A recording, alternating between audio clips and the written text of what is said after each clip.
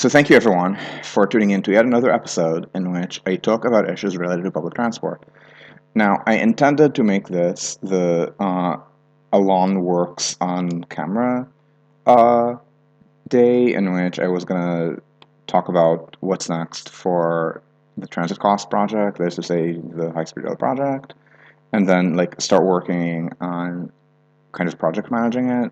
However, it is likely to be the topic for next week, not this week, because this week someone on YouTube, someone commented on one of my videos on YouTube. I think the one from 2 weeks ago, maybe, asking why when I did, or 3 weeks ago, when I was doing this kind of crayon session. So I was talking about um, how to about. So I was talking what kind of subway lines, not commuter rail, but subway lines New York could build if it could build on a reasonable budget. All of these costs per kilometer are intended to be vaguely low end of Nordic, so things that still exist within Sweden, maybe, or in Finland, a little lower than what exists in Norway and Denmark, higher than what exists in Southern Europe. So this is below global average. Like if you try to scan these, in 2022 dollars, but it's not a lot below global average. I have a blog post called "Assume Nordic Costs." The map is a little bit different from that map, but and the costs are generally higher. Nordic costs have risen for one.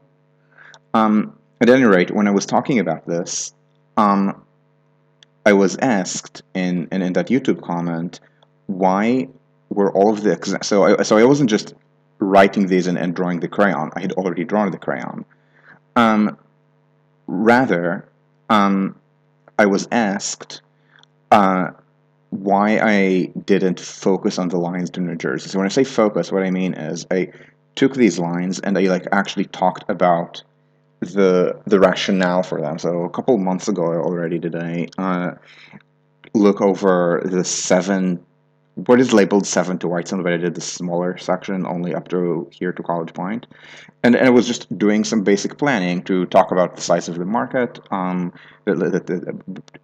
market, I mean the travel market, the size of the travel volumes that could be expected, development opportunities, the sort of things it was maybe the 2 hour version of what would be a long report, and if it's America, it's going to be like 1,000 pages of fluff, and if it's non-America, it's going to be probably 200 pages about the plan for that part of the city and subway options, if any. Um, and then I did similar things for a few of these others. So I forget if I videoed or just blogged about these two. So Canarsie and the Gateway Center. Um, and I know I talked a bit about Southeast Brooklyn, by which I mean not Canarsie, but Nostrand and Utica. So I was talking about these lines, and again, what kind of ridership they could expect to get. What's the rationale for them, other than let's take this train, which is currently colored orange for the F and not blue. Let's take this train and extend it farther east on Hillside. It's not that kind of crayoning.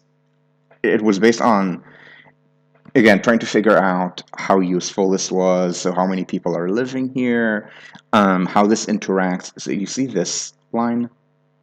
You can zoom in, you can see what this is. This is commuter rail. Um, and commuter rail, of course, should also be modernized. So maybe right now, trains are not very frequent in the city. I mean, they're also not very frequent in the suburbs, but it matters less when it's a 45-minute trip than when it's a 20-minute trip. Um, but also a lot of suburban trains just skip the city stops, except Jamaica. They charge premium fares. So if you're near the Queens Village stop, you can pay a premium fare to ride the LIRR, and it's fast. And some people do that. But um, if you pay the normal subway fare, you take a bus. Probably this is going to be on Jamaica. Maybe if you don't live here but around here, you can ride the hillside buses. Are very frequent, especially at rush hour. If you're a little bit this way, there's the buses on Linden. Like all of these are pretty hefty bus corridors. And they all feed the passengers either to Jamaica Center or to Jamaica 179th, where the subway currently terminates. And then from these stops, passengers can take the subway, and these are express stops. Um, it's just much slower to do bus to subway than to do an all rail route, but the fares are not integrated. So if the fares get integrated, maybe there's not as much need for these lines. Um, and what this means is that if you, again, we're just recapping previous streams right now. So if it's just within the city, stuff within the city, then within the city, you probably do want to focus more on things that go where no other rail goes. So that would be things like Nostrand and Utica. So I think there's consensus among not just the creationistas, but the planners who ever think about this. That okay, so the most important expansion is Second Avenue Subway. Now it's phase 2, and then past phase 2, what's most important? It's probably Nostrand, so this, and Utica, which is not all this trunk, but taking the 4 train and looping a little so it can go like this. And then you add in 125th Crosstown, which was basically in the realm of crayon until very recently. It's just that the planners saw in real, and because of this kind of loopy part of, not loop, this kind of turn in phase 2, it's not going to go straight north. It's going to turn under 125th to hit the Lux and Metro North. Suddenly the planners realized, wait, we can expand this, right? The tunnel's already going all the way almost to Lenox with the overrun tracks, so might as well. So people realize this is actually a really strong corridor. This is a strong corridor. I would argue in favor of 7 to, maybe not all the way to Whitestone, but certainly to College Point being a pretty important one. IBX, so IBX as currently conceived is from here, Bay Ridge, only up to Jackson Heights. But there's even a pretty strong case for continuing from Jackson Heights onward into the Bronx to Yankee Stadium, like the old Triborough RX plans from the 1990s. And all of these things are extensions that do not compete with commuter rail. Commuter rail does not go like this. I mean, this is a disused LIRR branch, but I don't know if there has ever been significant passenger service here. I mean, maybe some excursion service that ran twice a day or something, but nothing like even the intensity that the LIRR presently runs. I don't think I've ever ran there. And likewise, Southeast Brooklyn. I mean, the only commuter rail line is this one. So, maybe the case for things that actually compete with commuter rail, that is to say, Northern Boulevard is kind of crayony, and then these extensions past Jamaica. I believe they're still justified. They're just maybe not. I mean, it's all a matter of cost and benefit. I think that the benefits justify this kind of cost, but were this Parisian cost, it would not be 1 billion for this length. It would be probably maybe even 2 at this point, given the cost explosion in Paris. And honestly, at this point, 2 is not actually that much, because maybe I'm thinking in terms of comparisons from the 2000s, but this is 2022. There has been some inflation since. I don't think this, so something like this, I would not probably think is valuable at 2, but is at 1. So it's things with an okay benefit cost ratio, just not the build bits of things like Nostra and IBX. So I was going over these. Not all of them equally thoroughly, but I was going over these, and then I was asked, why no Jersey? By why no Jersey, I don't mean why no Jersey, because this map clearly includes Jersey, and the older versions that I showed on stream do include Jersey. So the question is, why did I not talk about these and the cases for these? And the answer is that I ran out of time.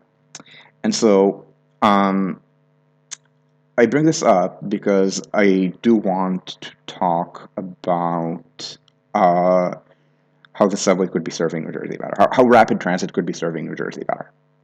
Now, right now, what are the rail transit connections between Jersey and the city? There are three tunnels. Um, there are the two path tunnels, which are shown here as the in solid lines. This is not how service works at all. This is an extremely reworked, very de-interlined version.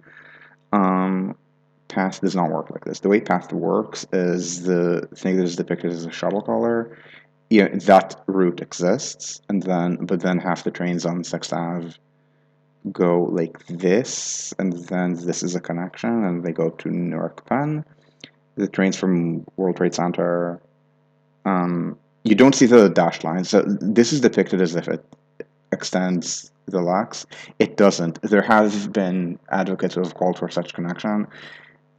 For the most part, the time for the connection was when the World Trade Center rebuild was happening after 9/11. It was not included. This is possible, but I'm saying half a kilometer for $500 million for a connection, and so that's $1 billion per kilometer, and that cost might actually, if anything, be a little low for this. I mean, this is extremely difficult. This is an extremely difficult half kilometer.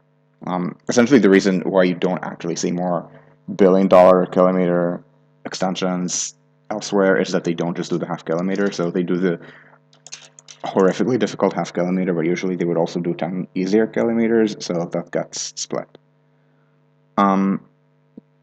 And so the actual way is that the path terminates at World Trade Center. Half the trains go here and then turn like this and then go to Hoboken, and the other half around this route.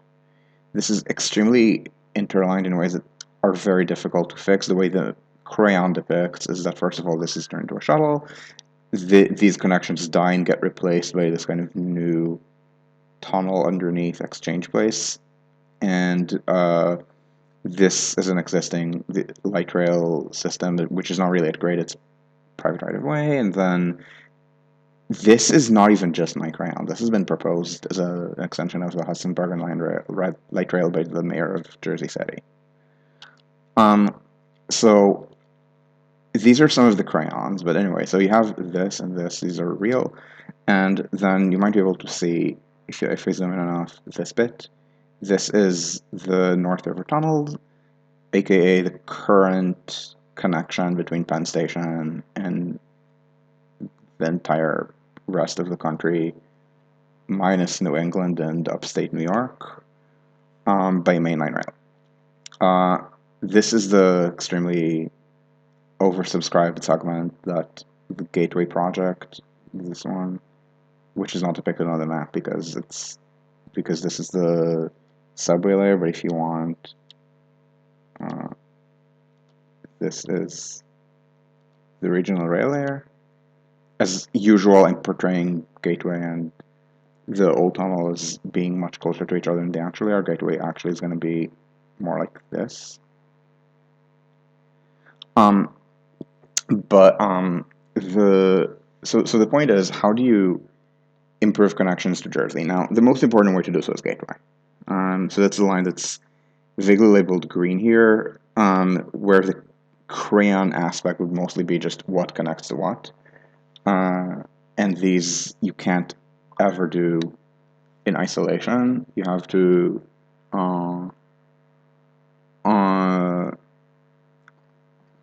sorry, I don't know if you guys are hearing this, but my phone keeps beeping, and by my phone keeps beeping, I mean my shared chat group is very active.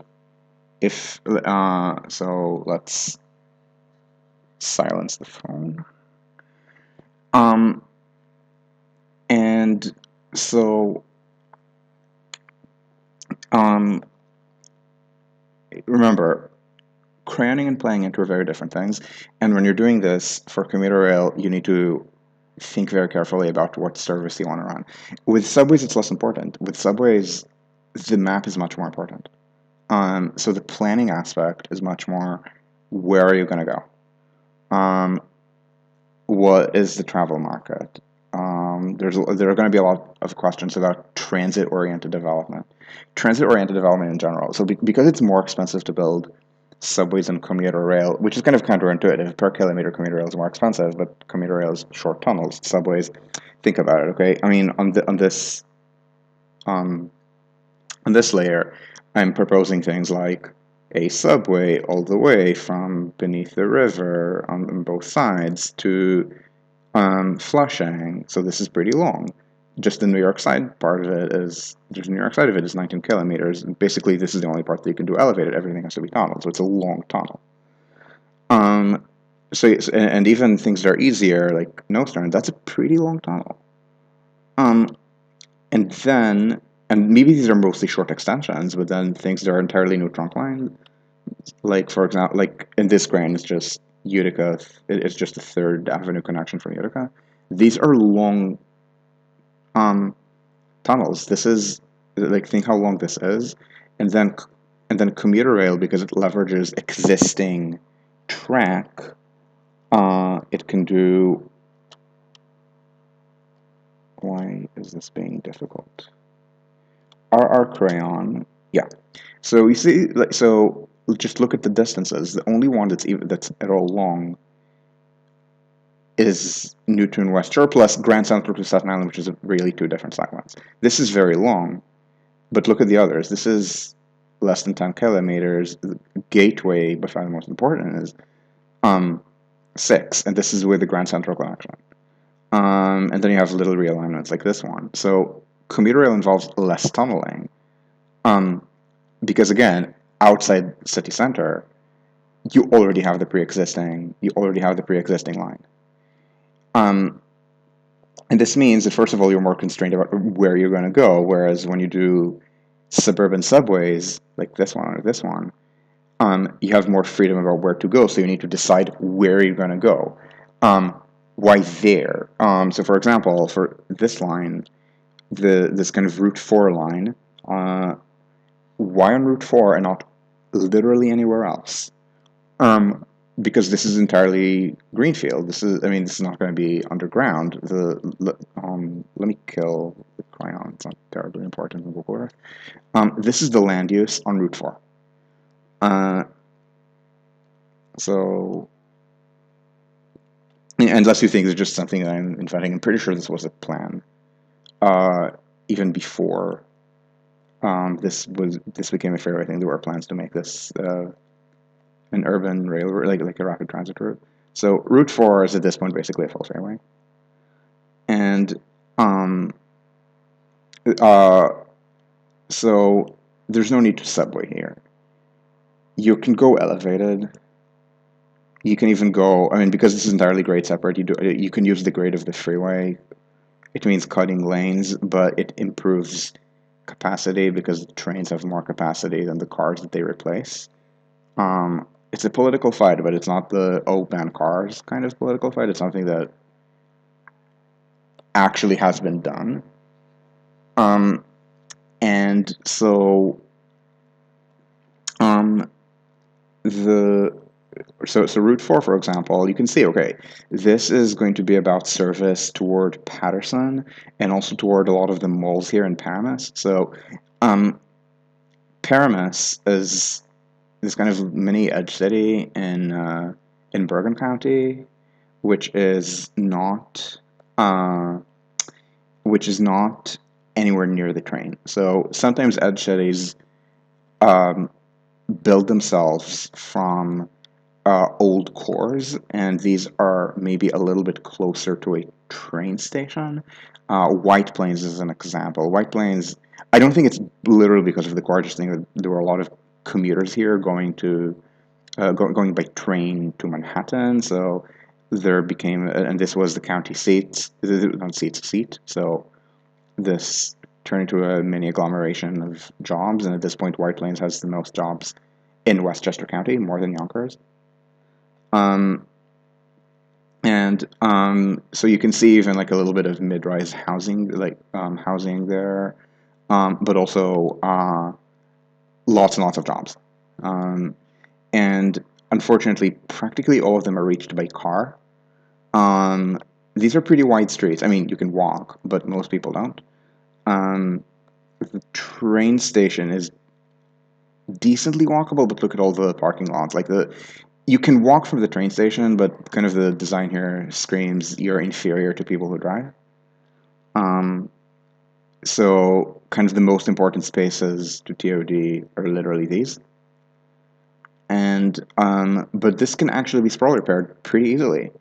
Um, in White Plains or Stamford is another example, or maybe a slightly more marginal example.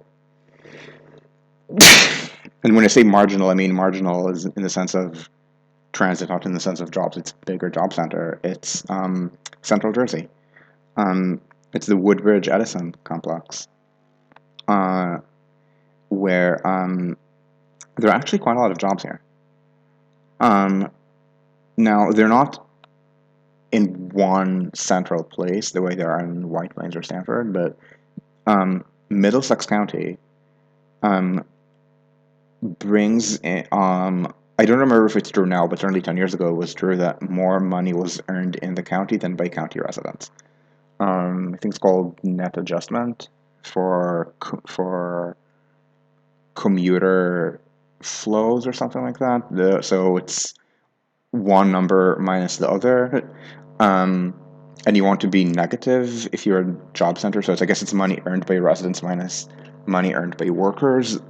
By far, the county with the most negative number in America would be, of course, Manhattan, New York County. I believe number two, I think is a tie between a few places, but I think the one that edges the others is Washington, D.C. Then you have things like Suffolk County, Massachusetts, San Francisco, which I imagine, since I last looked, which would have been 10 years ago, has become number two.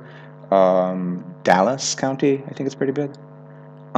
Like it's pretty strong negative. And then I think the biggest positive numbers, so places that are not bedroom communities, would be Brooklyn and Queens, just because people work in Manhattan, especially if they're higher earning, and these are enormous counties.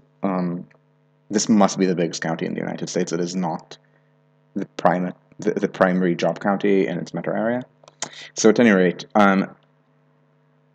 Westchester is positive, and Fairfield County is, I believe, positive, both weekly. So, but still, judging by income, these are on net suburbs, bedroom communities. This is false. Again, it might be true at this point, but I believe this was 10 years ago false for Hudson County, which was a net job center by income barely. Essex County, net job center because of Newark, but also Middlesex County. Uh, oh, thanks. Oh, nice. So Patterson is a good place to connect. Yes. Um, yeah, LA County has a population of 10 million, but LA County is the primate. So LA County is the primate county in its metro area, and also because the metro area is 18 million, um, and of these, about four inland empire, and they don't have as strong commute ties to LA County. So the vast majority of commuting in LA County is internal to the county, whereas Manhattan um, is a giant job center and only has 1.6 million people, so it takes in all the people from the suburbs and from the outer boroughs. That's where the these kind of net adjustments come from. So you kind of want a county that is not too big. So it's not Cook County, for example, because again, Cook County is too big. You need a county that kind of only has the city part. So San Francisco, Manhattan, Washington D.C., Suffolk County, Massachusetts, Philadelphia, um, Dallas County to some extent. Um, so not the big ones like L.A. County, Cook County, King County, Miami-Dade. Um, so anyway, the Route 4 situation. So anyway, here there are actually a lot of jobs, and these are not as rail organized as in White Plains and Stanford. Some of them are industrial and don't follow passenger rail at all. But and then you have things, but then you have things that are vaguely near the train, like these kind of office marks. Um, and or here. Um, and that gets harder, but it is a little bit more rail oriented. Or here maybe in Woodbridge, like these are jobs. Um, these are even kind of vaguely near Metro Park. It's just Metro Park. I mean, it's a different scale. Like, I mean, on the Garden State Parkway, I mean, if you're trying to go Metro Park to these things, first of all, it's a parkway. You can kind of see there are no sidewalks. To here, it's more than a mile. Even to here, it's 700 meters. And the situation in White Plains is a lot easier, so more walkable. Again, most people don't do it, but there are reverse commuters. I mean, they all live in the city. Like, I don't think anyone who works in White Plains uh, takes mass transit to their above poverty job unless they're a city reverse commuter. But like 700, like you're from the station, you're well into downtown White Plains on streets that have sidewalks. And then you have, anyway, the kind of edge cities that arise without any kind of rail background. And this is more likely in Jersey, just because Jersey has had more job sprawl historically. And just think about it. I mean, there are all these counties in Jersey that are net job centers by income. There are no such counties in downstate New York, with the exception of Manhattan, because people just work in the city. Maybe most people don't, but I mean, on Long Island, if you're a high earning Long Islander, it's very likely you work in the city. Um, so, so in Jersey, it's easier for job sprawl to build itself without reference to stuff that commutes to Manhattan, and that makes sprawl repair harder. Uh, does this include independent cities? Um, I believe so. I believe both of these are considered county equivalents in the BEA. Uh, Baltimore and St. Louis, yeah, they're both horrifically job sprawling. Why didn't the interwar years have more New Jersey electrification of the network? Yes, they did. I mean, the interwar years were when this was electrified, when New York to Philly was electrified. Um, until 1930, until the Depression, electrification was from New York to Manhattan transfer. So I'm just going to use the control, the undo button to make this faster. Electrification, when Penn Station first opened, went like this. The electrification all the way to Philly, or I guess maybe all the way to Trenton. I think Philly to Trenton was earlier. Was a Depression project.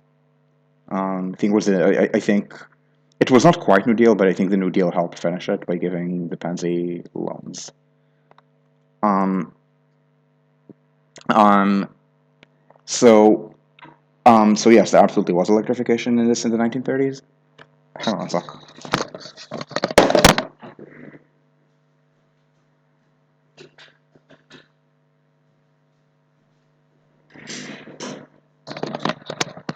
Sorry, I needed the reminder that it's September and not June, and I cannot rely on there being good sunlight until I finish streaming.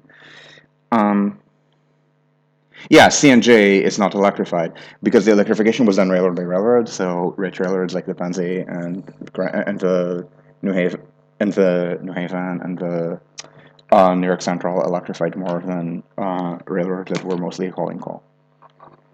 Like Erie did not electrify anything. Um, so so at any rate, this is so when you do so when you look at this kind of job sprawl, when you start building suburban metros, you need to think a lot about development. You basically can't build them without a development plan. And there is a problem, which is that there's again more sprawl on the Jersey side of the metro area than on the New York side, than the in-state side, I should say.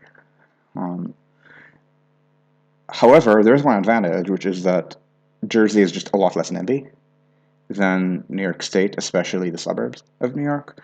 They practically don't build housing on Long Island or Westchester. They do build housing in Jersey, quite a lot more than in the city. And what they build, yeah, often it's very sprawly, but Jersey City is one of the most prolific builders. Per capita, I think Hudson County builds something like 7 units per 1,000 people per year. And I'm going to actually check this. So if you're wondering how much housing is being built, this is your website for this in the United States. select state, Jersey with the incorrect word new in it, and Hudson County, and I'm just going to do county total as opposed to just Jersey City. Let's do annual back to 2010, and the early numbers are going to be kind of meh because the early numbers are going to be recession. I mean, Jersey is already building housing is the issue. Jersey is already building housing. It's just the trains they're not even getting fuller anymore because Corona. But so here are the numbers. This is a county of I believe 700,000 people.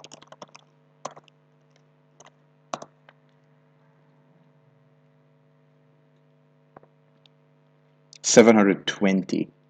It was the fastest county in New Jersey.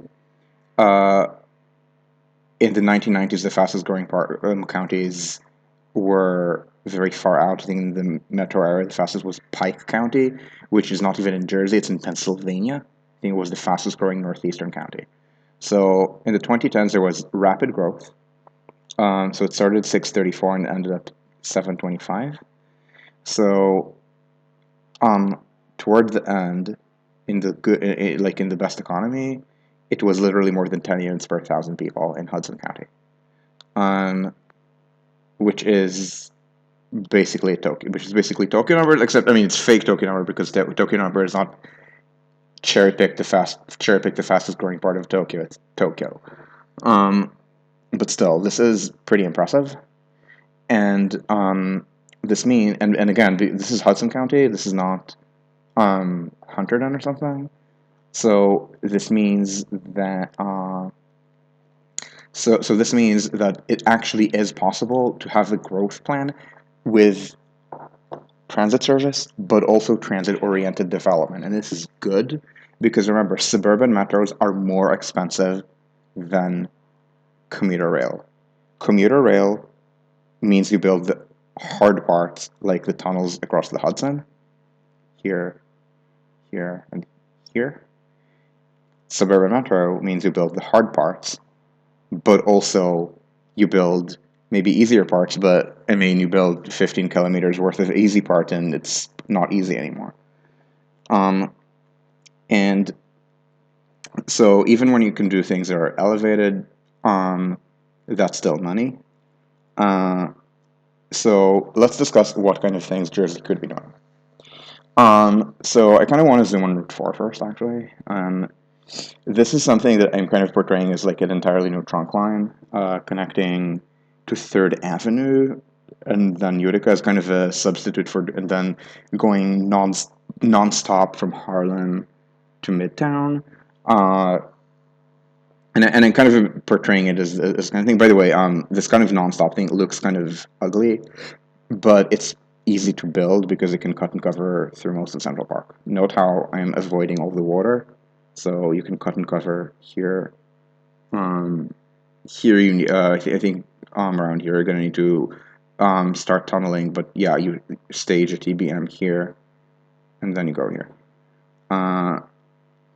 This part around 135th, 145th already has extra tracks. This is a 6-track station to local 4 express. In order to make this to make this a 7-track station. So this is 3 tracks. This part is already 4 tracks, just shuffling what is local and what is express. And but this can be done without all that. There's already a bell mouth that was built here.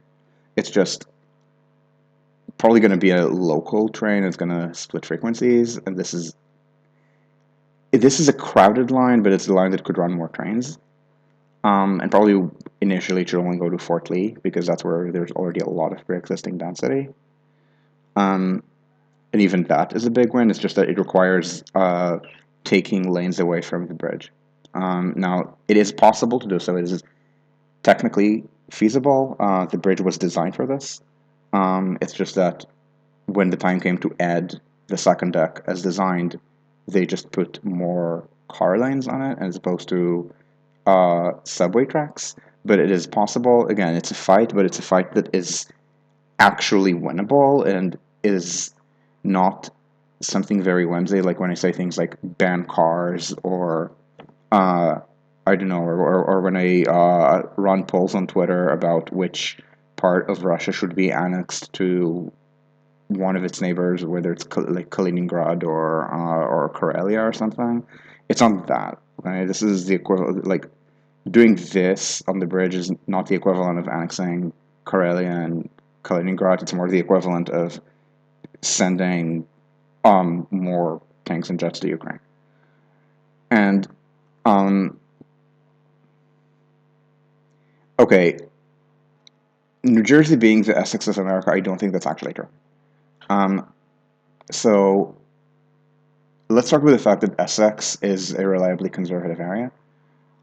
Essex is where the East End working class moved as they became less poor, so they maintained their identity as not the middle class, but they also have a we are not poor identity, um, which is a big right wing constituency. My understanding is it's also the people who voted for Bolsonaro. I mean, yes, the actual middle class did because they always vote for the right in Brazil, but my understanding is that specifically a lot of Lula era government programs that reduced inequality ended up creating like a class of people who were not quite middle class but had a big we're not poor identity. Um, which is not it's not quite the same as lower middle class when like lower middle class is supposed to be business owners, like small business owners who like have their own grievances. Um, these are the sort of people who maybe employ a delivery driver or something and hate the idea of a minimum wage. Like Essex is people who work for someone else, but still AD is not poor. And that's not Jersey at all. Jersey is near tied for the richest state in America. It, it's Connecticut or Jersey, sometimes Maryland, sometimes Virginia. Or I mean, this is New Jersey. Think of it as maybe the entirety of the London commuter belt combined. So it has rich snobs, but it also has not rich people, and a lot of the city stereotypes of Jersey kind of melt all of these not city groups together. So it's Jersey is kind of stereotyped as both too rich, so people, so like white flighters who hate city schools, and like their giant houses, but also too poor, kind of like very gritty industrialized. So in this way, yeah, there is a little bit of Liverpool or Birmingham in Jersey, but not really. I mean, yeah, the pork shops are in Jersey, but Birmingham is one of the poorest parts of not just England but Western Europe. Um, the incomes in Birmingham are extremely low, and the incomes in uh, I don't know if they might have purged Britain from this already, unfortunately. Um, but this is the table that I keep looking at. It is income. It is on average because you reduce because uh, you do income net of rent. So this is so rents payable are negative items. So essentially, if you assume that the landlord live in the same regions as the tenant, which is almost always true, then this will just show you income from work, and this is the statistic that goes into the United in America. It's called median household income. I mean, it's called a bunch of things, called net earnings often, but done over household, this is the number that goes into median household income. So that's the comparable part. And again, I don't know if they've purged Britain from this already, but we can check. This is my first visit. Can you never again ask me any of these data collection questions? Okay, this is no. Looks like like they did. I mean, they don't. They have Norway, so it's not just EU, but I guess they no longer have the UK, unfortunately. Um, I think Birmingham might actually have been like either the poorest in Western Europe or maybe not counting southern Italy or Greece or something. It's incredibly poor. And again, this is not Jersey. Uh, um, yeah. Does Birmingham have the same racial history as Detroit? Because the issue of Detroit is not that it's poor. Metro Detroit was richer than the U.S. until the early 2000s, until essentially the auto industry collapsed. The main characteristic of Detroit is that it's extremely segregated, so very poor, almost exclusively black city and middle class white suburbs. Uh, that's the big characteristic of Detroit. So I do not know whether that is also a thing in Birmingham. But no, seriously, Jersey, the best place to think of it. Again, I don't know if it's like if it's like Berkshire, but it is. It's again, I think you can just think of it as the entirety of the London commuter belt. Um, and again, the stereotypes are a little bit gritty industry because if you're from the city, let's say you're in Brooklyn, this is the Jersey that you see. It's Bayonne. Um, it's stuff like airport and industry near the airport is also visible. Is uh, Newark is very poor. Um, and so so there are the stereotypes of in Newark you get stabbed. There's literally a YouTube video that is kind of offensive and yet funny called Newark State of Mind. It's a parody of Empire State of Mind by Jay-Z and Alicia Keys. Uh, and then there's a stereotype of Italian Americans, and that's maybe, I mean, I guess the Italians, so that's the Jersey Shore. This is the Essex. So if you want an actual Essex, Italian American Jersey Shore is a good example. Um, Complete with the like people who used to be working class and then adopted a "we're not poor" attitude. Oh wow. I didn't realize. Wait, I didn't. Wait, I thought the Tories literally like never won a seat in Birmingham going back like 200 years or something. Um, yeah. That's part of the thing about Birmingham, except that Birmingham collapsed in the 70s, as I understand it. But at any rate, so in Jersey, remember they build housing, um, which is a big difference from the London commuter belt, which is run by extreme NIMBYs who need to have very tall buildings, replacing all of their golf courses. If you're wondering why London is the most expensive city in Europe, even though it is poorer than Munich and only marginally richer than Hamburg, Frankfurt, Stuttgart, or Paris, uh, let's look at the land use near some choice underground stations. Um, so this is on the Victoria line. Trains go from here to central London every minute, 40 seconds.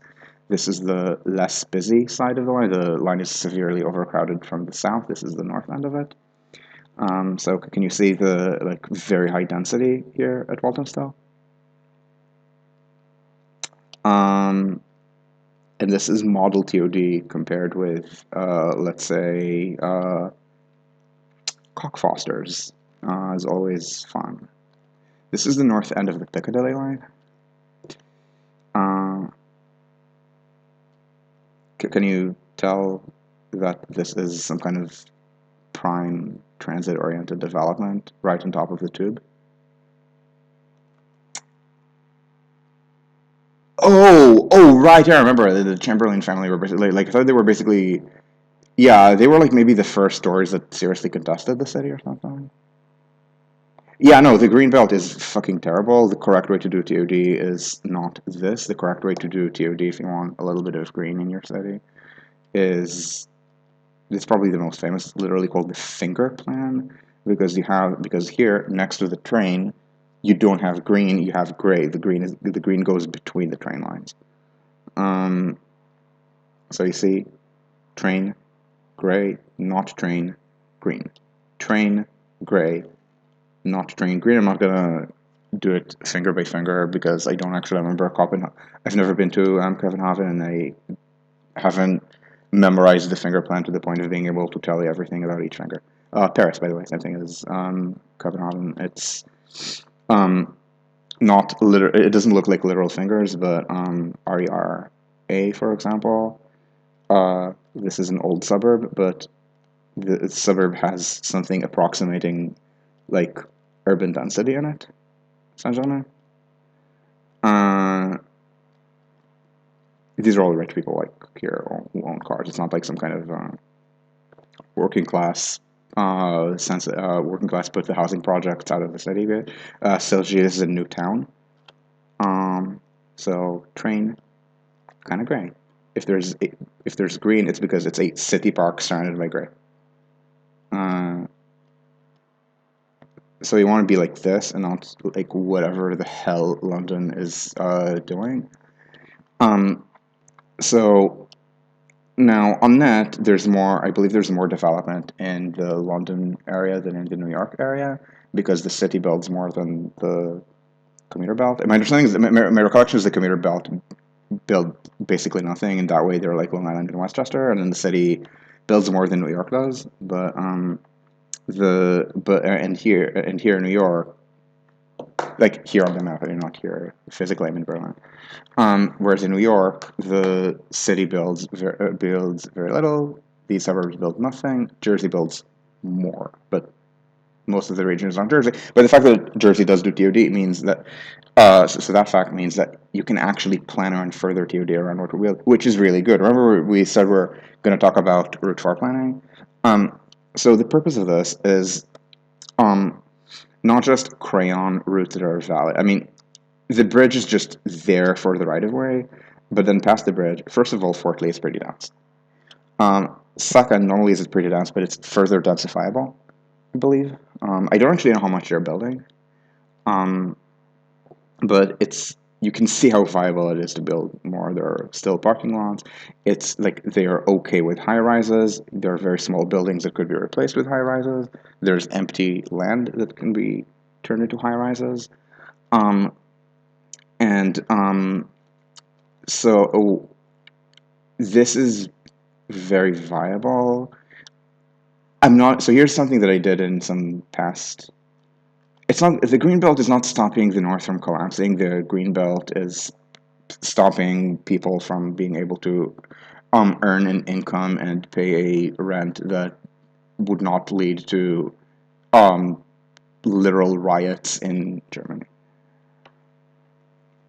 Yeah, exactly. So yeah, in Jersey there's the kind of dense part, which is roughly the Fort Lee part of Bergen County, and then most of Hudson County. And you can kind of see that it's very linear here.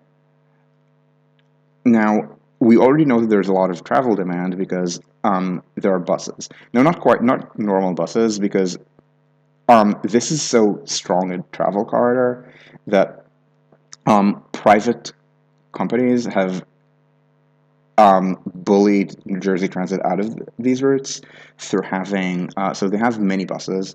So these aren't vans, these are mini buses. It's like 25 seaters or something, or 40 seaters, something like that. And what they do is they specifically do things like they block the bus stops, or they try to time themselves to be just in front of, to be just ahead of the New Jersey Transit bus, because this is such a profitable route that you can actually do this and not only make money, but make money even before you have full monopoly.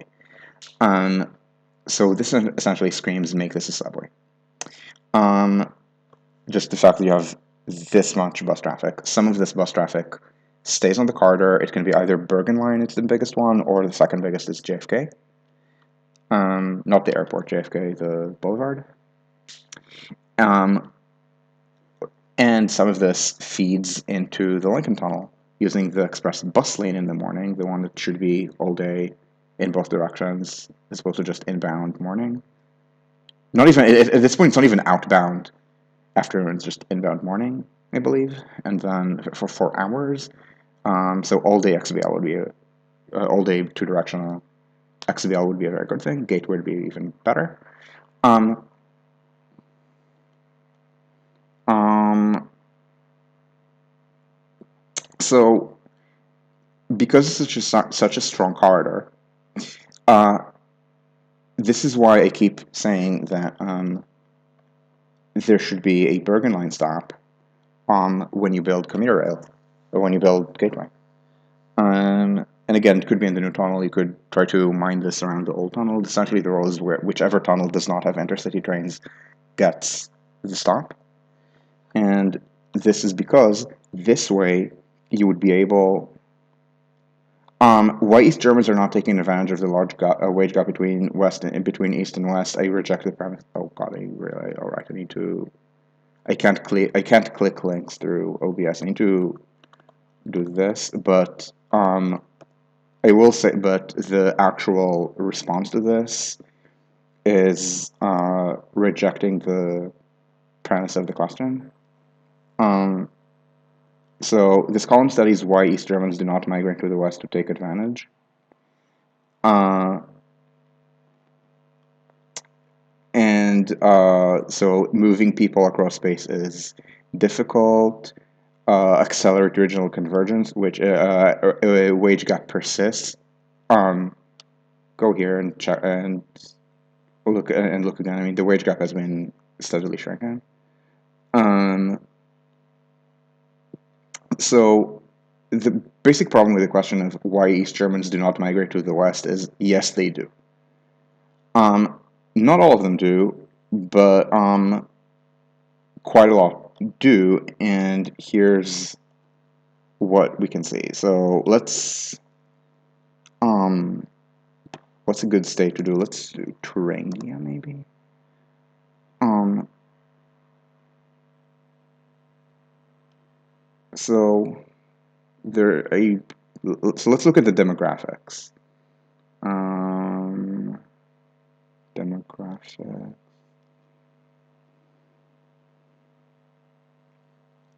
This many people live. So first of all, Thuringia was also kind of depopulating in the Cold War. This was Thuringia shortly before the wall fell. This is Thuringia now. Please don't tell me that people are and low birth rates are not going to produce this kind of depopulation in 30 years. Japan has lower birth rates, uh, and also it has immigration, but not a lot of immigration. Um, so I'm looking at the actual number.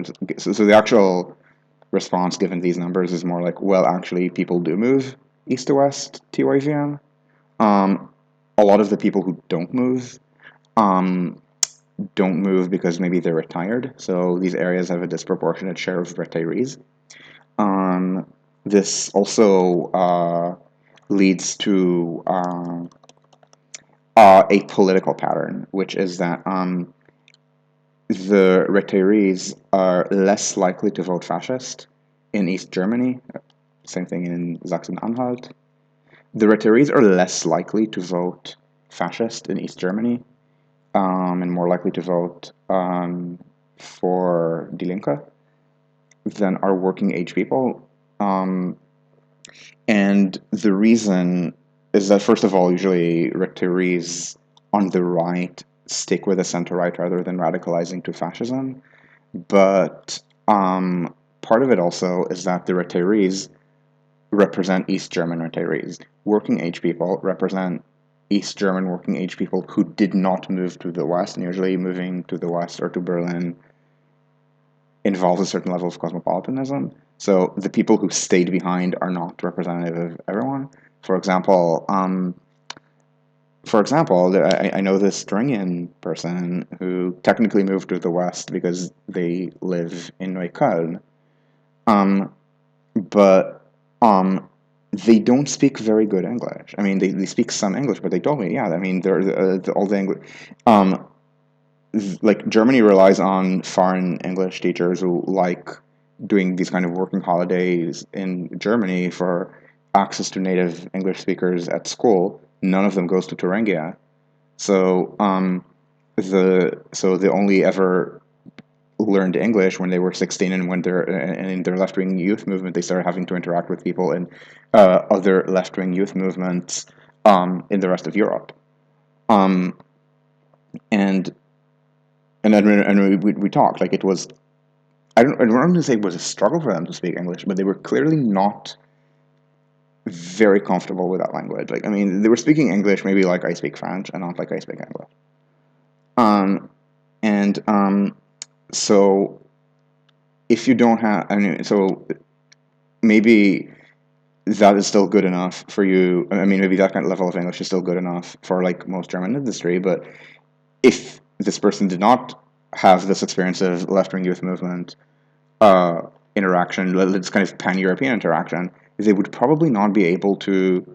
They probably not have been able to hold quite a lot of, let's say, the more scientific jobs um, in like the higher paying scientific jobs um, in the West, or for that matter, in Dresden.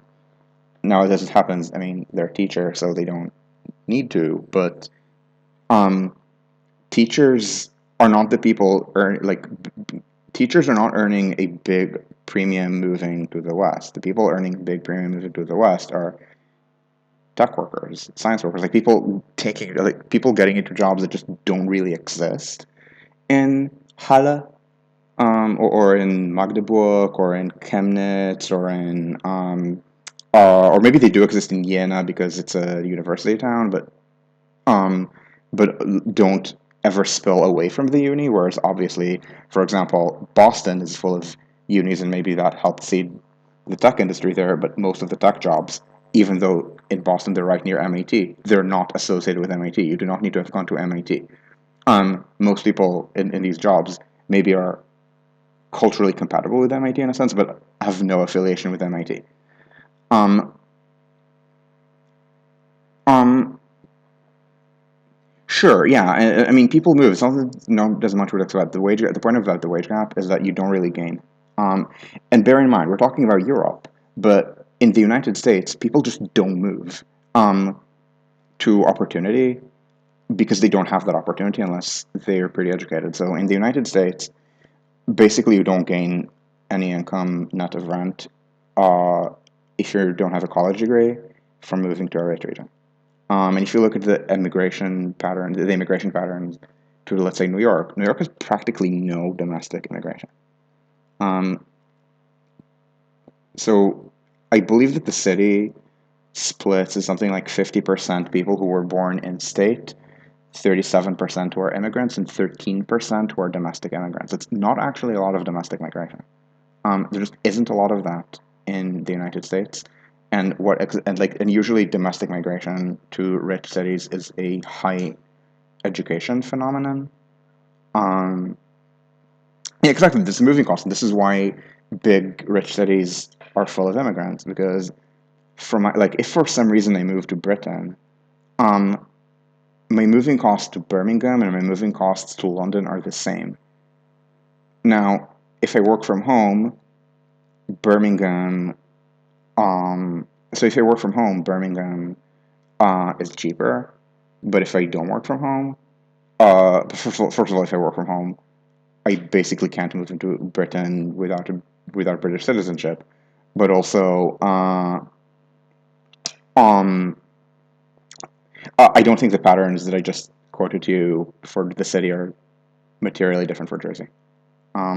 Jersey is about as like I mean Jersey's not as immigrant as the city, but like the city parts of Jersey are probably comparable to the city at this point. The suburb parts of Jersey are probably comparable to the suburb parts of the state. Um, I mean the places in the United States that have a lot of domestic migration tend to be historically it was the western U.S. and now it's vaguely Sunbelty places. I think Arizona, or maybe Florida. Florida actually has a bunch because people retire to move there. But it's like Sunbelty stuff. It's stuff like Arizona, um, Nevada, Texas, Georgia. Um, um, Whereas here, Munich runs a very strong net immigration balance with its suburbs, strong net immigration with the rest of Germany, strong net immigration with the rest of the world. Yeah, oh yeah, people are just out of college, do I remember? Prague. In the United States, among people who are 25 to 34, I believe is the stat, 40%. Is the stream stuttering and repeating every few seconds? I've had that problem not on my stream but on other people's stream. Hit the refresh button. You're gonna lose the entire chat, but the but it will reset you.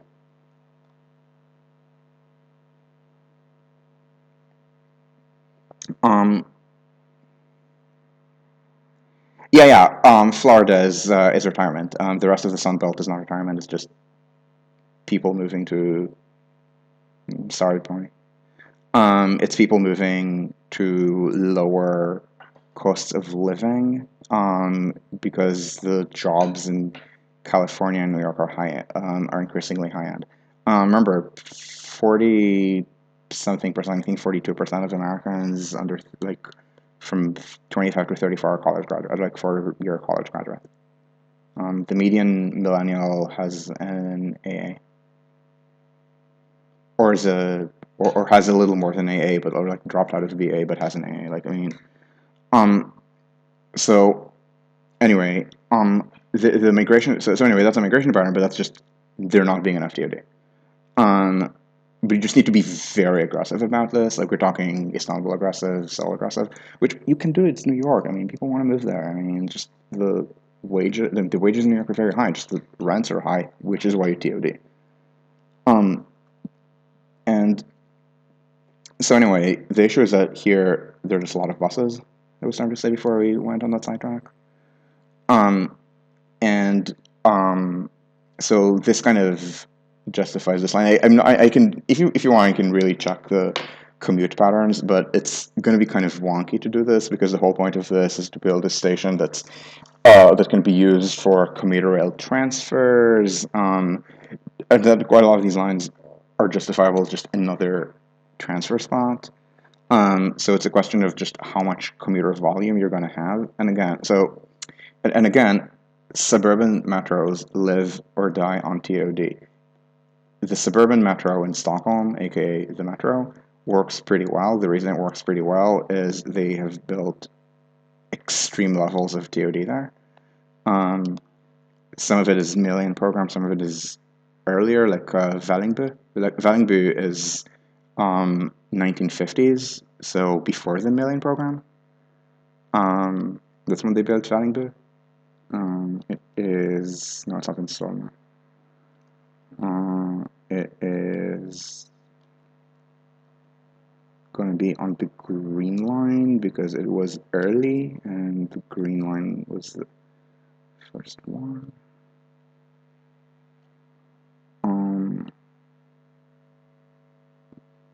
This is Vällingby.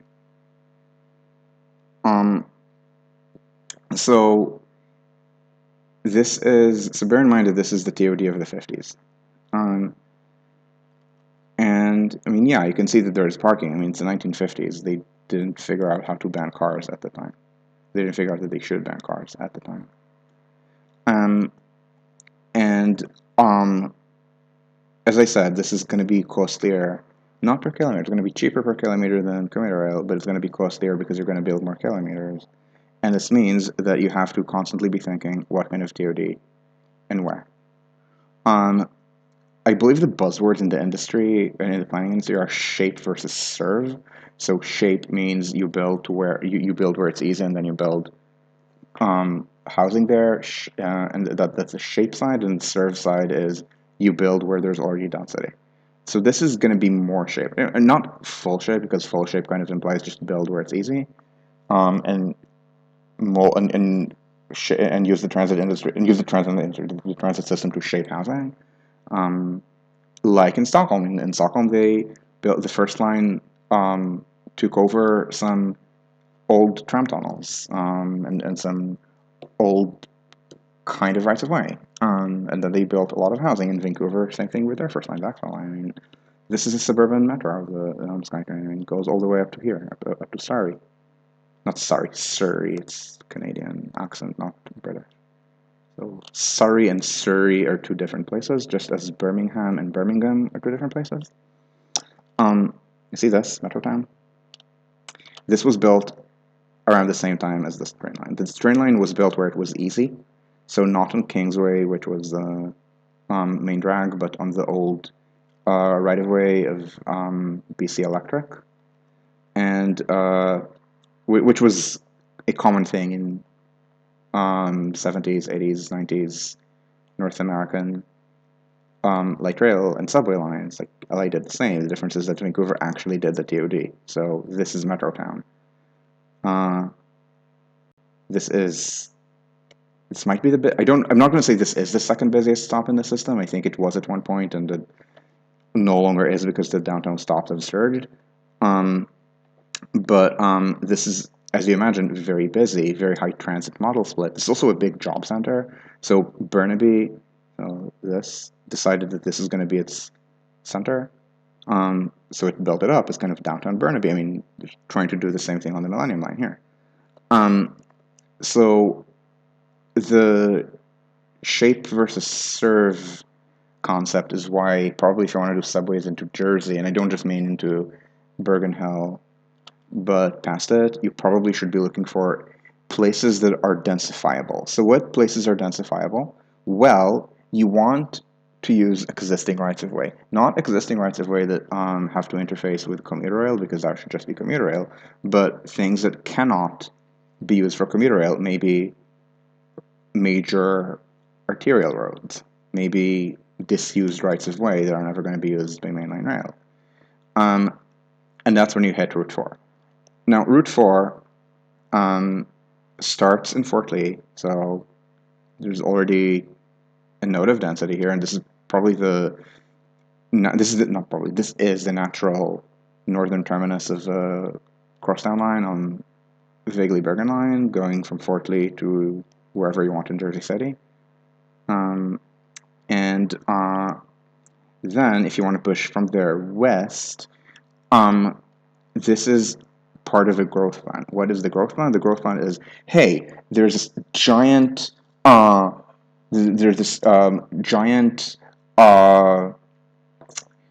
is it? Clog.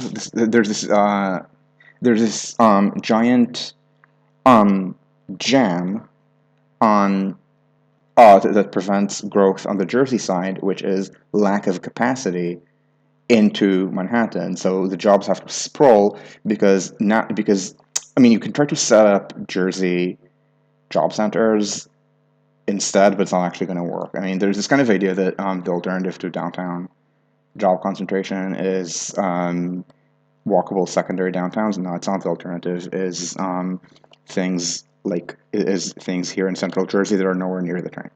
Parts of Woodbridge and so on that are nowhere near the train, or Paramus. The alternatives are these kind of edge cities and edgeless cities. By the way, I'm using this term that maybe I haven't mentioned before, that I know I haven't mentioned this video. I don't remember if I've mentioned it in past videos, certainly not recently. Yeah, exactly. There's this book called Edgeless City by Robert Lang and Jennifer LeFurgy. So in Lang LeFurgy, it's based on a paper that they wrote 20 years ago that used to be publicly available and no longer is, which talks about different kinds of suburban jobs. So jobs can be in a city center, let's say Manhattan. Jobs can also be in a secondary center, and their paper, unfortunately, does not do a good job of distinguishing the traditional kind, let's say downtown Newark or downtown Brooklyn, from one that is growing much more recently as near city center spillover, which would be something like Long Island City, which didn't exist as much when they were writing 2003, but did exist, and they did mention it in Jersey City. What they said was it is new, but its context is old, which is not really understanding, I think, how this works. So really, there should be 5 classifications. So jobs can be in the city, like a city center. Here, they can be spillover within the urban area. So these would be a dense job center that is new but exists specifically on the strength of proximity, um, by foot, by mass transit, or by very short drive to a larger center. So an example would be Jersey City. Uh, Brooklyn developed this way. It's just that it developed this way in the 19th century, and so by the 20th century, its history was very different. Long Island City is developing this way as well right now. This is kind of a European. It's a very European thing, where you have these near center job centers. Um, to some extent, you can even classify La Défense as that. It's that close to downtown Paris, but Berlin has many of these. Like Friedrichshain, I mean, or around Warschauer Straße is literally getting an Amazon tower. That's not city center. It's almost Ostkreuz. But it's close enough that it's very clearly there because of the density provided by the city, and that's what's happening in Long Island City and Jersey City. So option one, option two, option three is this kind of more traditional thing that maybe once was about proximity, like Brooklyn.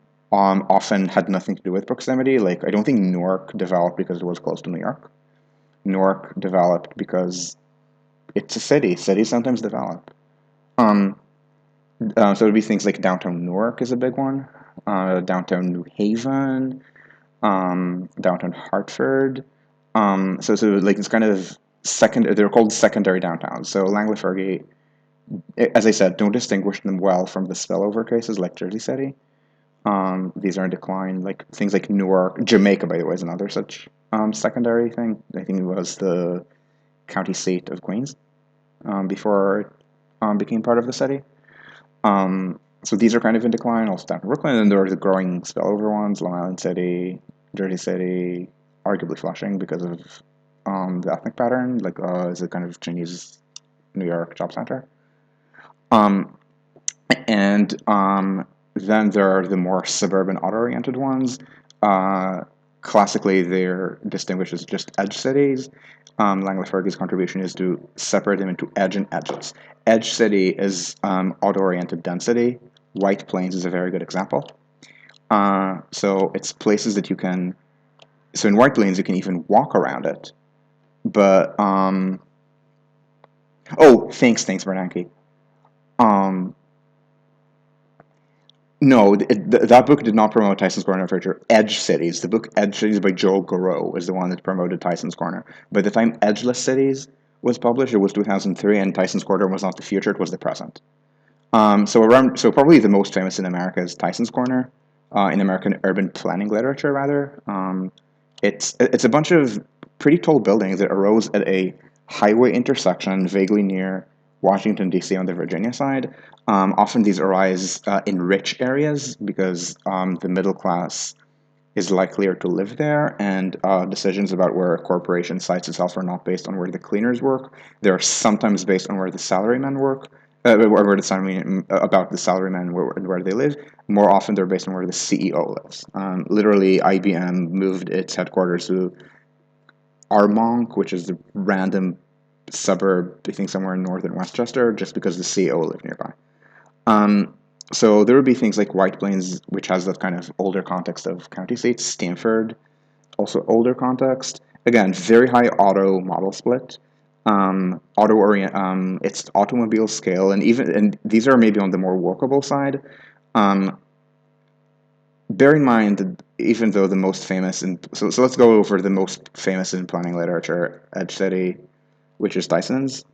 They no longer call it Tyson's Corner; they call it Tyson's at this point. So I believe it was so Tyson's was this intersection of two highways, and then the Beltway was built. So it's accessible because of its proximity to highways, not based on its proximity to commuter rail. You can see the density here, but you can kind of see that just you can look just based on the street network, the way the road network looks, the parking, the interchanges. You can guess that this has 100% model split for cars.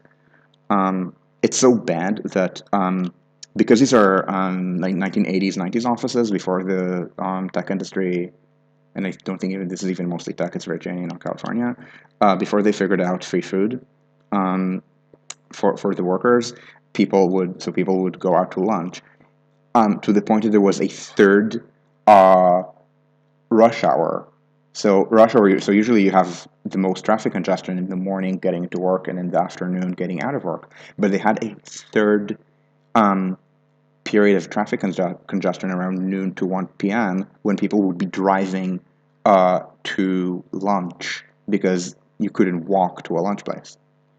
Um, so they're trying to do sprawl repair, and this is when they extended metro there. The idea is they don't need so much TOD there because it's already very developed. They just need to kind of redo the development to be more pedestrian friendly. I have absolutely no idea to what extent it's actually happening, by the way. I'm not very familiar with DC planning issues at all, and the ones I am familiar with are either district or Maryland side, not Virginia side.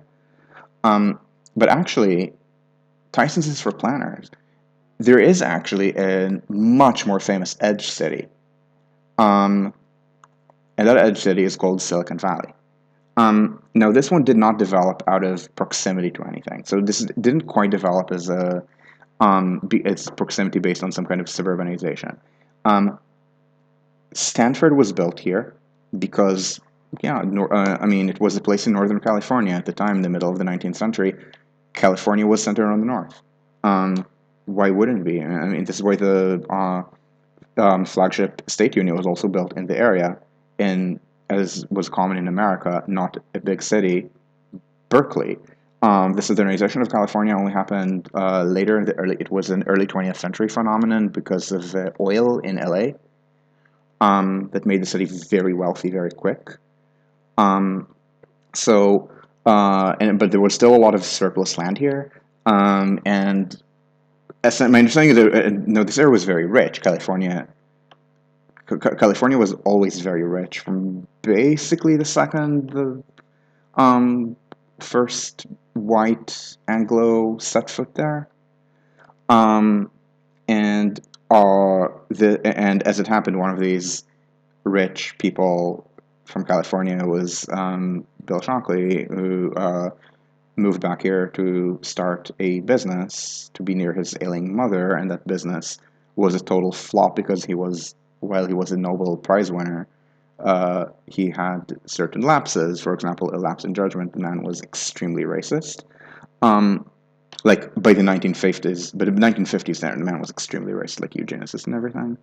But also, he was a terrible manager. So the people he hired, all white men. I mean, you didn't need to be especially racist in the 1950s to only hire white men. Let's face it. He hired like 8 people he thought were the best of the best. He mismanaged them to hell. They started becoming friends with one another. They figured, let's just all leave together. He considered it basically treason. They were called the Traitorous Eight. They founded their own firms, and this is essentially how Silicon Valley was formed. So it's not like some kind of spillover. It's not some kind of it's not some kind of story of happenstance infrastructure the way it is with Tyson's. There are people who will tell you that it's because of Hewlett and because of Hewlett Packard. No, it's not. Hewlett Packard was not an important player in the semiconductor revolution. Fairchild was, and it all started around here. And you can see all these very dense job centers here. And if you want something random, it's probably going to be something like 70s, 80s, because I don't remember where the Googleplex is. But for example, there's the Googleplex. You know something? I'm pretty sure I can find I'm confident I can find the Googleplex on Google Earth. Just pointing it out. Okay, this is okay. The thing I was doing that I thought was from the 70s is actually the Googleplex. Okay, this is very dense. Like tens of thousands of people work here. How are they getting by train? The train is here. Jobs are here. I'm pretty sure Google would like to be more transit accessible. They are building a new high-rise in downtown San Jose right near the train station for that reason. Now, Google has money. Okay, if Google has money, there are thousands of people riding bus shuttles from San Francisco here. So the edge cities are in this kind of jam, and I don't mean in the jam in the sense of, in the metaphorical sense, I mean literally there's lots of traffic. There's lots of traffic jams because so many people commuting by car. It constrains the capacity. That is the Lang-LeFurgy, that's the Lang-LeFurgy insight. which is that edge cities are very strongly bounded in their carrying capacity in the way that primary downtowns are not. So what happens is jobs either move to the primary downtown, which they have in San Francisco. I mean, all the newer tech. I mean, Google can't very easily move because it has all this stuff here. But all the newer tech firms are in downtown or near downtown San Francisco, either literally downtown or often something that's barely even spillover. It's so close in Soma. Uh, and now Google, as I said, building a new tower for like I'm forgetting how many jobs. I want to say 10,000 maybe in downtown San Jose. Now, again, Google has money. Google can absolutely afford a super toll at the train station in Mountain View. Um, is this the train station in Mountain View or is it the other one? I never remember. It's got to be this one, yeah. So Google absolutely could super toll here if it, or like buy some of these buildings and convert that into the next Empire State Building.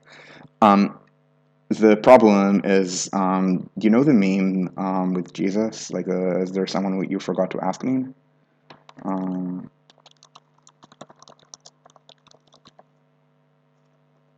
uh, so this is a meme that I somehow do not have. That I've never actually memed this one on Twitter. Uh, so I have to constantly Google to find it because the memes that I do have on Twitter, the memes I do have on Twitter, I just have versions of them on my computer, like versions of the template, like the boomer memes, like various advice animals or most interesting man in the world. Um, when I was talking, I was expecting based on flow that I would. Is there someone you forgot to ask? Okay, thank you. Um, yeah, so this is the meme. Uh, I consent, I consent. This is supposed to be Jesus. I don't. Isn't there somebody you forgot to ask? Uh, so the Jesus me is there someone you forgot to ask? So the myth of consensual development. Developer, I consent. People who sell to developer, I consent. NIMBYs, we don't.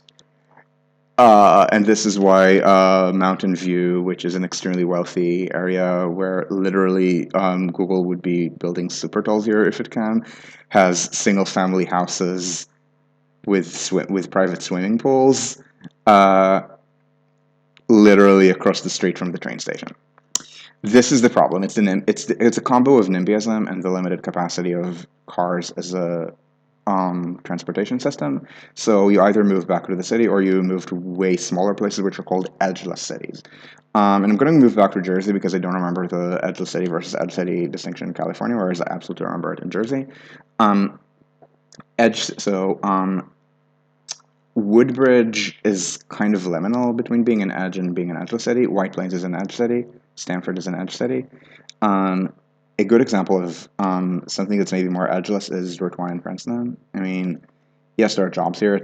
You can kind of say this is much smaller. It's like small office park. It's this sort of place that Tyson's is, right? It's not the sort of place that White Plains is much more spread out. The point that Lang, LeFurgy, make is that at the time they were writing, which was 2003, they were looking mostly at 1990s data. Edge cities were in decline. Secondary downtowns were in decline, but again, they were not properly disaggregating spillover from old ones. Primary downtowns were gaining, edgeless cities were gaining. Now, this is really important in understanding Jersey because you can very easily put a train into an edge city if the edge city exists, and the train is not there. This was literally being done in it's literally being done in Tyson's. You need sprawl repair, but sprawl repair is mostly a political thing about actually putting sidewalks and telling the drivers, no, you do not own 100% of the road, only 66% of it, deal. But it's something that, again, has been done. There's precedent for that. Again, as I said, Tyson's genuinely interested in this. I just don't know what is happening because, as I said, I don't understand Northern Virginia planning issues as well as I understand New York and Boston area ones. Um, and so you want to look for edge cities to deep insert. Paramus, like Paramis's status is kind of murky. I would call this an edge city. So this is, as you can see, highway oriented. The trains are nowhere near there. Um, and this includes both jobs and retail. Often, the sequence of what happens is rich people move in, retail moves them for shopping convenience, and then the retail gets more and more sophisticated. And I don't mean sophisticated in the ooh, it's so sophisticated to shop at Gucci, just in the sense that there are more options, more unique options. For example, Monaco has a lot of this kind of very um, sophisticated retail. Again, I don't mean in the sense that people who live in Monaco are sophisticated. They are not. There are people who wish they were sophisticated. The actual sophistication in France does not need to tax dodge. What I mean is that there's lots and lots of different brands, lots and lots of different things that you can access in Monaco. Um, and that attracts more retail facing jobs, and that eventually tends to attract more middle class jobs. And it's a retail facing job. I don't mean it attracts the retail workers, it does, but then it attracts marketers, and it attracts real estate, like very like many real estates, because this is something that is deliberately inefficient. If it's like efficiency in the term, in the sense of doing a lot of development on minimal office staff would be just building cookie cutter Walmarts. But the point is that this is something that has a lot more options because these are wealthier people who don't just want to shop at Walmart. And or this being, or if I'm giving Monaco as an example, Carrefour. Don't get me wrong, there's a Carrefour in Monaco. But there's also Gucci and a million other brands that I just don't remember the name of because who the hell remembers? Armani, things like that. So because of that, that tends to attract more white collar jobs that are maybe not the core of the middle class, by which I mean things like tech, like the exportable things. Like I don't think there are corporate HQs in Monaco or anything, but it does attract more white collar jobs, and so it attracts more lawyers, things like that. Where do the retail workers in Monaco live? Oh, none of them lives in Monaco unless they happen to be a townie. No, the Beausoleil usually. Um, but Beausoleil is adjacent to Monaco. Very working class, like full of illegal immigrants. My understanding is that the maids mostly live there. Like, why is it making noise when I'm pretty sure I? The a lot of the workers live in other Riviera towns and then they commute by train. Beausoleil is adjacent. You walk down or you take a bus. The maids don't own a car. For example, I think teachers at the schools or things like that. I mean, if they're not Monegasque citizens, they would be living in a place. They would be living in. Maybe they would be reverse commuting from Nice. Maybe they would be living in Menton, Cannes, places like that. And I think it's mostly Menton that's like the not poor, but vaguely lower middle class suburb of Monaco, where in 2017 Le Pen actually won. Like I think she got 52% in Menton.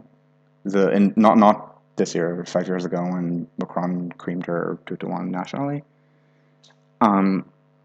And so again, lots of commute. So people commute, but the point is that Monaco is kind of weird because of the tax issue there. But in a more normal place, what happens is that again, once you get all these brands, you start getting more real estate. You get more and that eventually gets you the lawyers. Like you can get stuck there. Like in Florida, that's where they're stuck because it's so much of it is retiree income that the like more exportable middle class jobs just don't move there. There's practically no tech in South Florida, but if you're building yourself up in like in a metro area, yeah, you can have more stuff there. But also it generates a lot of commuting either way. Like you don't need tech workers to have a lot of commuters, and this is Paris. So again, you have retail. Here is a shopping mall. It's not just strip malls, it's big malls. Right next to Route 4. Route 4 is again grade separate. You can just run in the grade of Route 4 and it'll piss off the drivers, but it's. And again, this is the equivalent. I mean, this is the equivalent, like running at grade on Route 4 is the equivalent of advocating for sending more heavy, of like having Germany send martyrs and actually fix the PZH 2000s to send more than a pathetic 10 out of the 108, I believe, that Germany has in its arsenal to Ukraine for a more reasonable number like 50. Um, uh, as opposed to saying that they should counter-invade Belarus and that they should be ready to annex Kaliningrad and Karelia and Sakhalin. Um, so the um, so again, you can kind of say that there's stuff next to the highway. It's just stuff that's not very walkable, but that's fine because remember, Jersey builds housing. I mean, I'm not saying it builds a lot of housing, but it builds a fair amount of housing. Quite a lot of that is DoD. This can be sprawl repaired. This is sprawl repairable.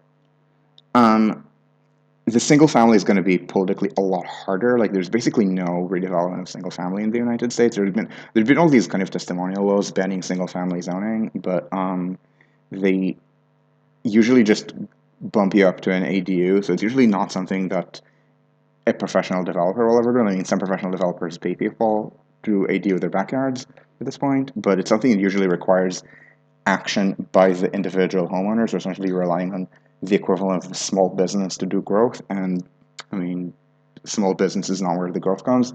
Small business is, I mean, you can have growth when a small business becomes big, but like a permanently small business, you know. Yes, I have heard that Russia is buying artillery shells from North Korea. I mean, yes. Um, I choose to believe that this was a joke made up by someone from NAFO, because if it is not, then it is even funnier than if it is a joke.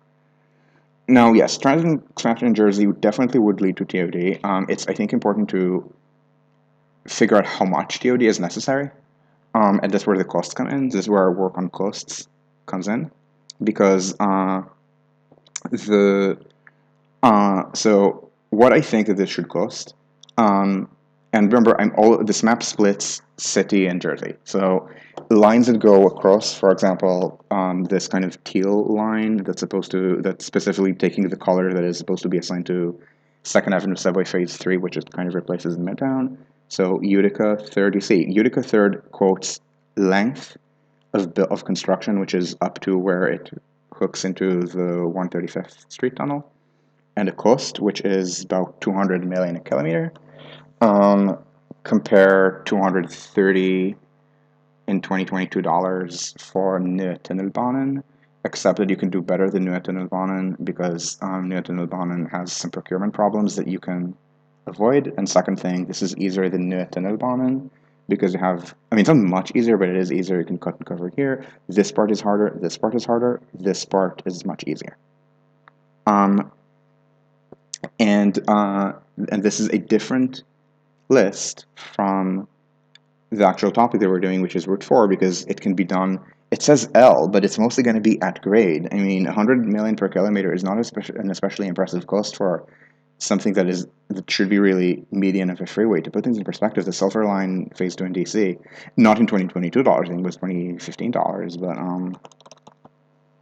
want to say it was 180 million a kilometer. So I mean, if you're getting to if you're building for, bear in mind there is a little bit of, it assumes that there's tunnel, that this bit is tunneled, from the Belknap to the bridge. It's tunneled on the bridge. It's existing, so it's not. So I'm not going to say it's exactly as easy. It's harder, but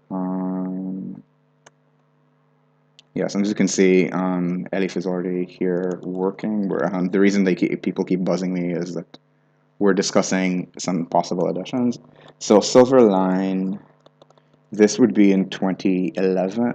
Let me go down a little bit so you can see it above my head.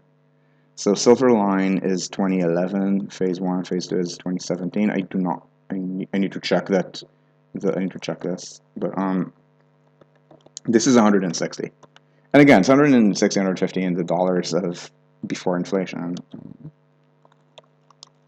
Sorry, I'm going to work on camera for 1 second.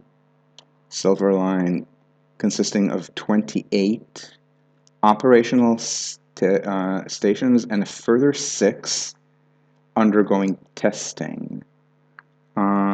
Full 2022. So I need to redate this from 2021 to 2022, and I need to check cost. Silver Line, Washington Metro, Phase 2. Cost. And DCS. Okay, this would be from. So this would be from a month and a half ago. So the costs can be viewed as current. To more than 3 billion. The current budget is 2.8. Okay, so this needs to be upped to 3050.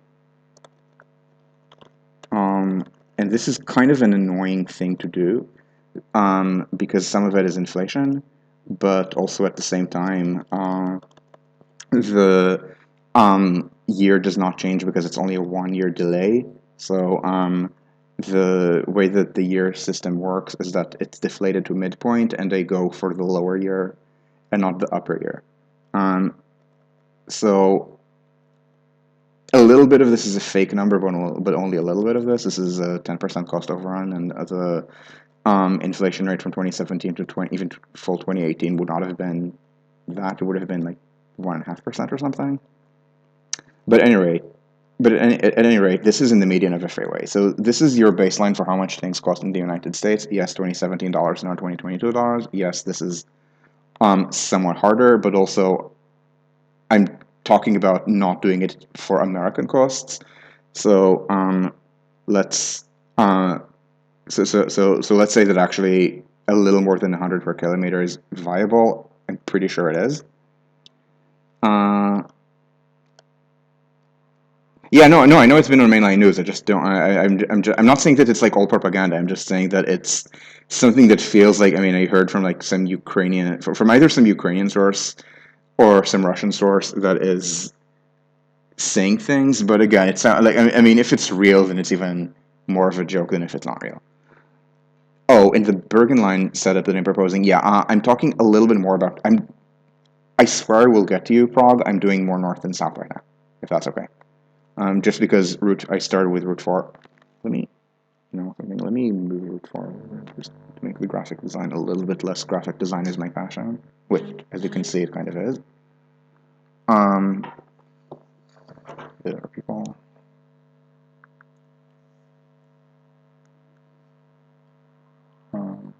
Just.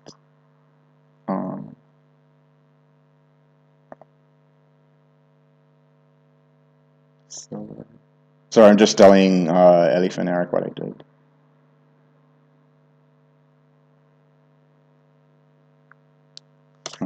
But in case people wonder what the hell I did in there in the shared file. So the so the situation here is, again, you probably can't do mass redevelopment of single family. I mean, I'm not saying that like mass redevelopment of single family housing around here, for example, is the equivalent of annexing Kaliningrad. Let's say it's more giving F-16s, like American F-16s, let alone F-22s, to Ukraine. So something that is not, so something that I can see happening, but is is a much bigger ask than Marders and PZH 2000s. And the and that's a big problem, by the way. There's a lot of stuff that's hard to redevelop if it's single family. Now, golf courses, I don't know if there's been redevelopment of golf courses. I know that there have been objections in Boston because you always find the one poor person who lives there, and who lives there. You find the one poor person who's a golf club member, and then you use that as the example as why redeveloping golf courses hurts the poor. There might actually not be enough poor people here. I mean, Patterson does. I don't know how many of them golf. Paramus is rather wealthy. that you can actually convert this into something a little more socially useful than this. Let's say, okay, from where the train would be, so not the start, from where the train would be to the end, it's 800 meters. I mean, it's only, I mean, probably only going to be one station, so probably you put a station here and then one here. So like, this is the radius, and maybe it depends on what street network you use, but I mean, you can, I mean, you choose the street network if you redevelop from scratch. So might as well, uh, so might as well um, build some things that directly feed the station rather than a grid or just a grid. I mean, you can do a grid and some diagonals like DC or Detroit. And so this is all within TOD range, which is good. Then how much extra space are we talking about? You know something, let's also say that you make these, you make the street more walkable, so you don't do the clover leaves. Clover leaves, clover leaves. What is the plural of clover leaf? Is it clover leaves or clover leaves? Anyway, this is 0.66. This is 2/3 of a square kilometer. Average Berlin density is 10,000 people. Average Manhattan density is about not including Central Park because there's already greenery here. It's 18,000. Average Upper East Side density, because if you're developing, first of all, it's going to be it's probably going to be mostly residential here because the jobs. I mean, there's already you already have the mall here for retail. Thank you very much. And so we can already rely on other things for a lot of non-residential needs. So sorry, the non-residential stuff. Probably want to do. You want to look at the denser parts of Manhattan. So yeah, Upper East Side, Upper West Side. At Upper East Side density, this is about 30K people. And that's before we're getting into Coland World City in my backyard. I might play. I mean, if I feel like I have time, I should play Stray on stream. But that'll be my first time playing video games on stream, and that's scary.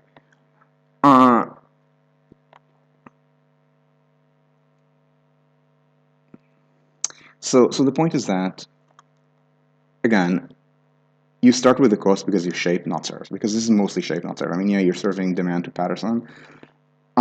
The route for subway is probably less important than commuter rail on the Erie lines. So commuter rail on the Erie lines is mostly going to connect better to most Manhattan jobs. This might be faster to some uptown jobs. Just some more stops. 1, 2, 3, 4, 5, 6, 7, 8, 9, 10. 1, 2, 3, 4, 5, 6, 7, 8. And yeah, it goes express. So 9, 20, 21, 22. But it's still a lot of stops here, and I don't think you should be running express trains. This stop might move a little bit here if this is redeveloped, or I can infill here, to be honest. And then we're not going to do the usual thing where we do with the undo button because I did move things here a little bit. So from Patterson here, the Erie, it's 1, 2, 3, 4, 5, 6, 7, 8, 9 stops to Fulton Street. And the trains are going to be higher performance and somewhat higher top speed. So this is going to be a lot faster to Lower Manhattan. I don't actually think it beats, like, going diagonally like this beats this to parts of it. No, it actually depend on where in Midtown. Like maybe near Grand Central, this is faster. Near Bloomingdale's, that is faster. So it's partly about getting people from Patterson to Midtown jobs, but mostly about getting people from Patterson to non-Midtown jobs. So bear in mind, so the biggest job center in Manhattan north of Midtown is Columbia. Second biggest is here at the hospitals, which this serves imperfectly, but it does kind of hit it.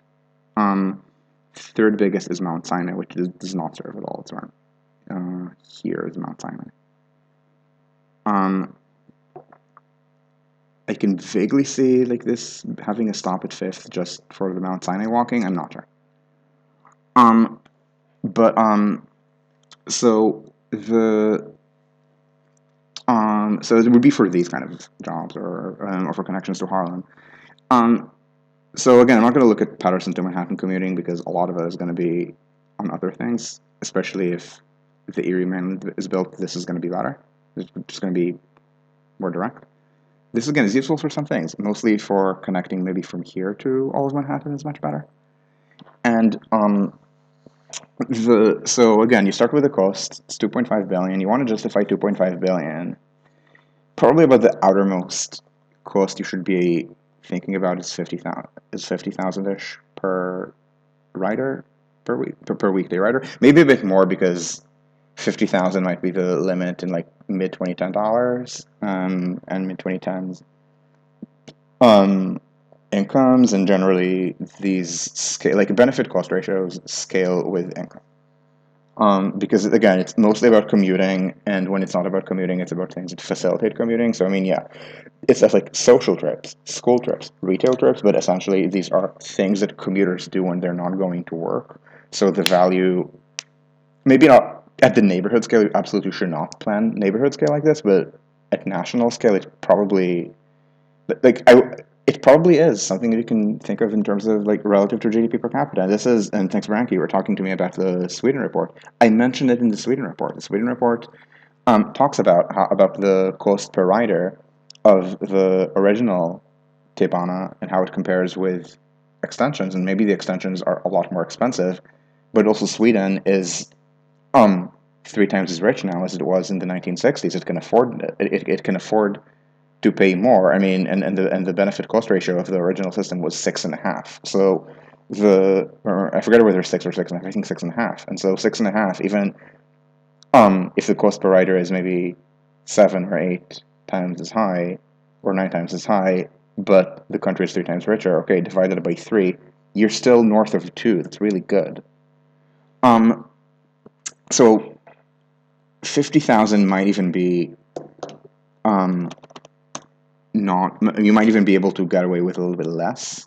Sorry, with a little bit worse than 50,000 per rider in the 2020s in the United States. The United States being a very rich country, a country with only 2 weeks of paid vacation and not 6. So we're doing ridership per workday. There are more workdays in the United States. Is how America is richer than Germany. Um, and in case you're wondering whether it's redated, yes, it is. All the Swedish numbers that I have are per workday. They specifically pick a workday that is not during peak travel season. I think it's called winter workday or fall workday to avoid the summer travel season. So yeah, you should do it. So yeah, it's GDP per capita, not GDP per hour. So you need to find 50,000 riders a day on this, 25,000 in each direction, and I think that's viable. Um, I mean, that's like essentially. So bear in mind there are buses in the city that get more than this. Um, Busiest buses per kilometer in the city, as of a few years ago. I mean, the numbers have changed mostly for the worse in the last however many years, 10 years. Would have been so. Most productive buses on ridership per kilometer in New York are M86 and M14. They're about, I want to say, 8,000, or used to be before Corona, 8,000 weekday riders or 7,000 weekday riders per kilometer of route length. Two-way route length, not one-way route length. Um, so if you're trying to do it one-way route length for whatever weird reason, cut it in two. Um, and Now 8,000 per kilometer times this is a lot more than 50,000. I'm saying 2,000 per kilometer. And again, you do need to do some redevelopment. It's like I don't think the current land use is good enough for this, but it's land use that can be densified. Is it land use that Jersey is willing to densify? The answer is yes. Is it land use that the local NIMBYs are willing to densify? That's the bigger question mark. A bigger problem in Jersey with the TOD that they're doing is that the TOD is very urban. So Jersey City, Hudson County in general. But the development that they're doing that's not this urban, often it's done in every town that gets too expensive. It's called the Mount Laurel Doctrine. The courts have forced towns to permit some affordable housing, so more apartments. Single family housing in places that desirable never being affordable.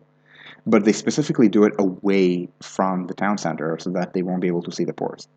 That is a big problem, and it's kind of an anti-TOD that they do in suburban Jersey.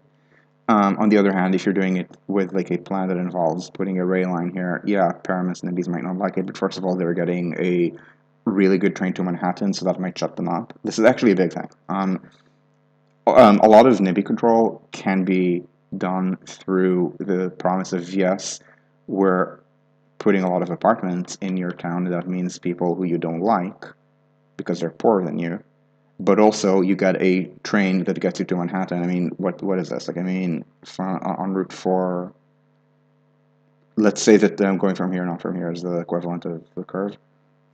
You get to Manhattan, it's what, 16 kilometers? It's going to be faster than the subway, okay? Because it's going to be new build. It's not going to average only 30 kilometers an hour.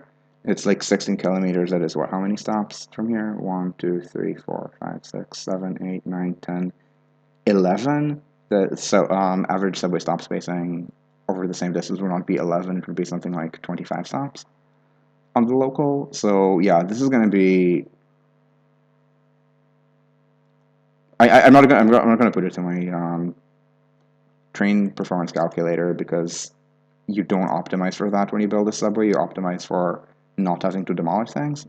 But that is plausible. That it is plausible that from Garden State Parkway to Garden State Plaza rather to 168th, it is doable in about 20-ish minutes. It's not even that aggressive, I don't think, to do this in 20-ish minutes.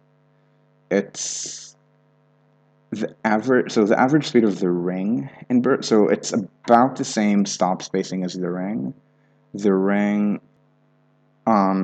is 40 kilometers an hour, but it could be 40 kilometers in 50 minutes if they made an effort. They're just keeping it an hour essentially for 55 minutes. Definitely, it's essentially a tuck thing. If they can't do reliable, so because the ring is based on a 10-minute tuck, usually it's 2 trains in succession. So they overlap to 5 minutes, but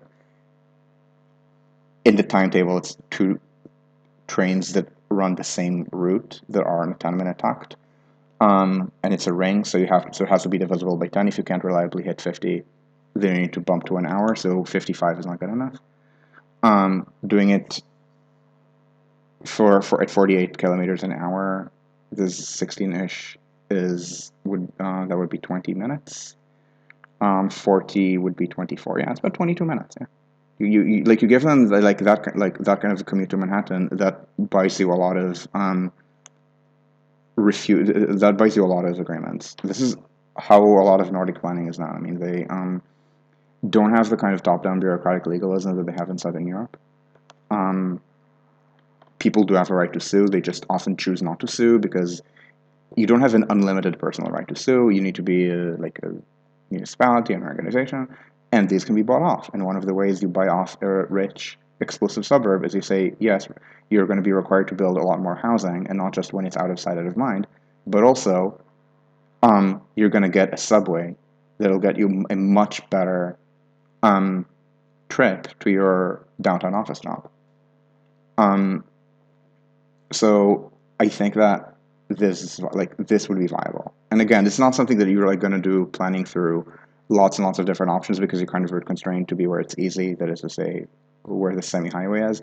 I emphasize semi-highway because it's an arterial road that has slowly been turned into a freeway. So the development near it is not insanely difficult. Like around around I-80, so here.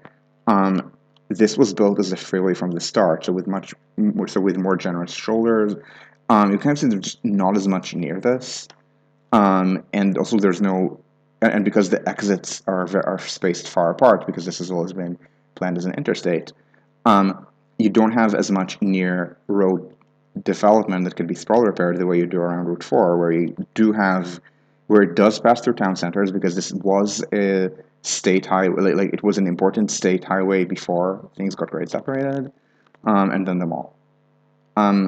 So this is just a better route. Again, you might plan different things. It's just that like this is going to be dropped very early in any kind of alternatives analysis. Anything involving the Susquehanna, so this railroad, you can look at it. I don't think it's going to be very interesting outside Hackensack. Now Hackensack is on nothing, but still. And so as I said, we're gonna so as I promised you, Prague, we're gonna do north and then south. So this is kind of north. Now let's look at now let's do center for one sec.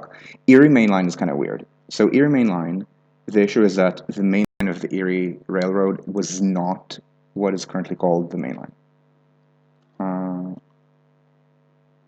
So this line, the one that I'm coloring in dark yellow, currently starts from Hoboken, but this was the start route on the surface here. So this is the main line of the Erie Railroad. So it's called, so on New Jersey Transit plans, or New Jersey Transit maps and timetables, this is called the main line, which is kind of weird because it's one of the least important lines in the system because it doesn't go to Manhattan, doesn't connect well to Manhattan, Secaucus being a not very good connection. The better connection, like to the extent that New Jersey Transit has a main line, it's the Northeast Corridor. But this was not actually the historic Erie Main Line. And this, I'm gonna Control Z only once to show both things, and and these two maps were not intended to ever be one, so you can kind of see the things go over each other. I'm just gonna show one thing, and by the way, if you're wondering why, if the colors are the same on purpose, I think they are. I think I actually used this color to match this, but I mean, or maybe I didn't, and it was just the next thing available among the subway palette, but it doesn't matter. So the actual Erie Main Line went from, again, not Hoboken, but Pavonia, not like this, not to this side of Secaucus, but to this side of Secaucus. You can kind of see the faint line. Around here, what is currently the Bergen County line, which was never an important line. It was a bypass around, it was a bypass around Patterson. Now, Borner, in London, that's actually a pretty common thing, that you, instead of fork-ranking a line, you will build a loop that will then rejoin the main line. This is not seen in the map, but you can see it here. These do rejoin. Going to be easier if I put crayon, because the crayon does show existing lines. Here's where they join. And then you build local stations on your bypass, and then you get two local lines that you're trying to awkwardly put express trains on. It's a common thing in London and New York. It was done here. So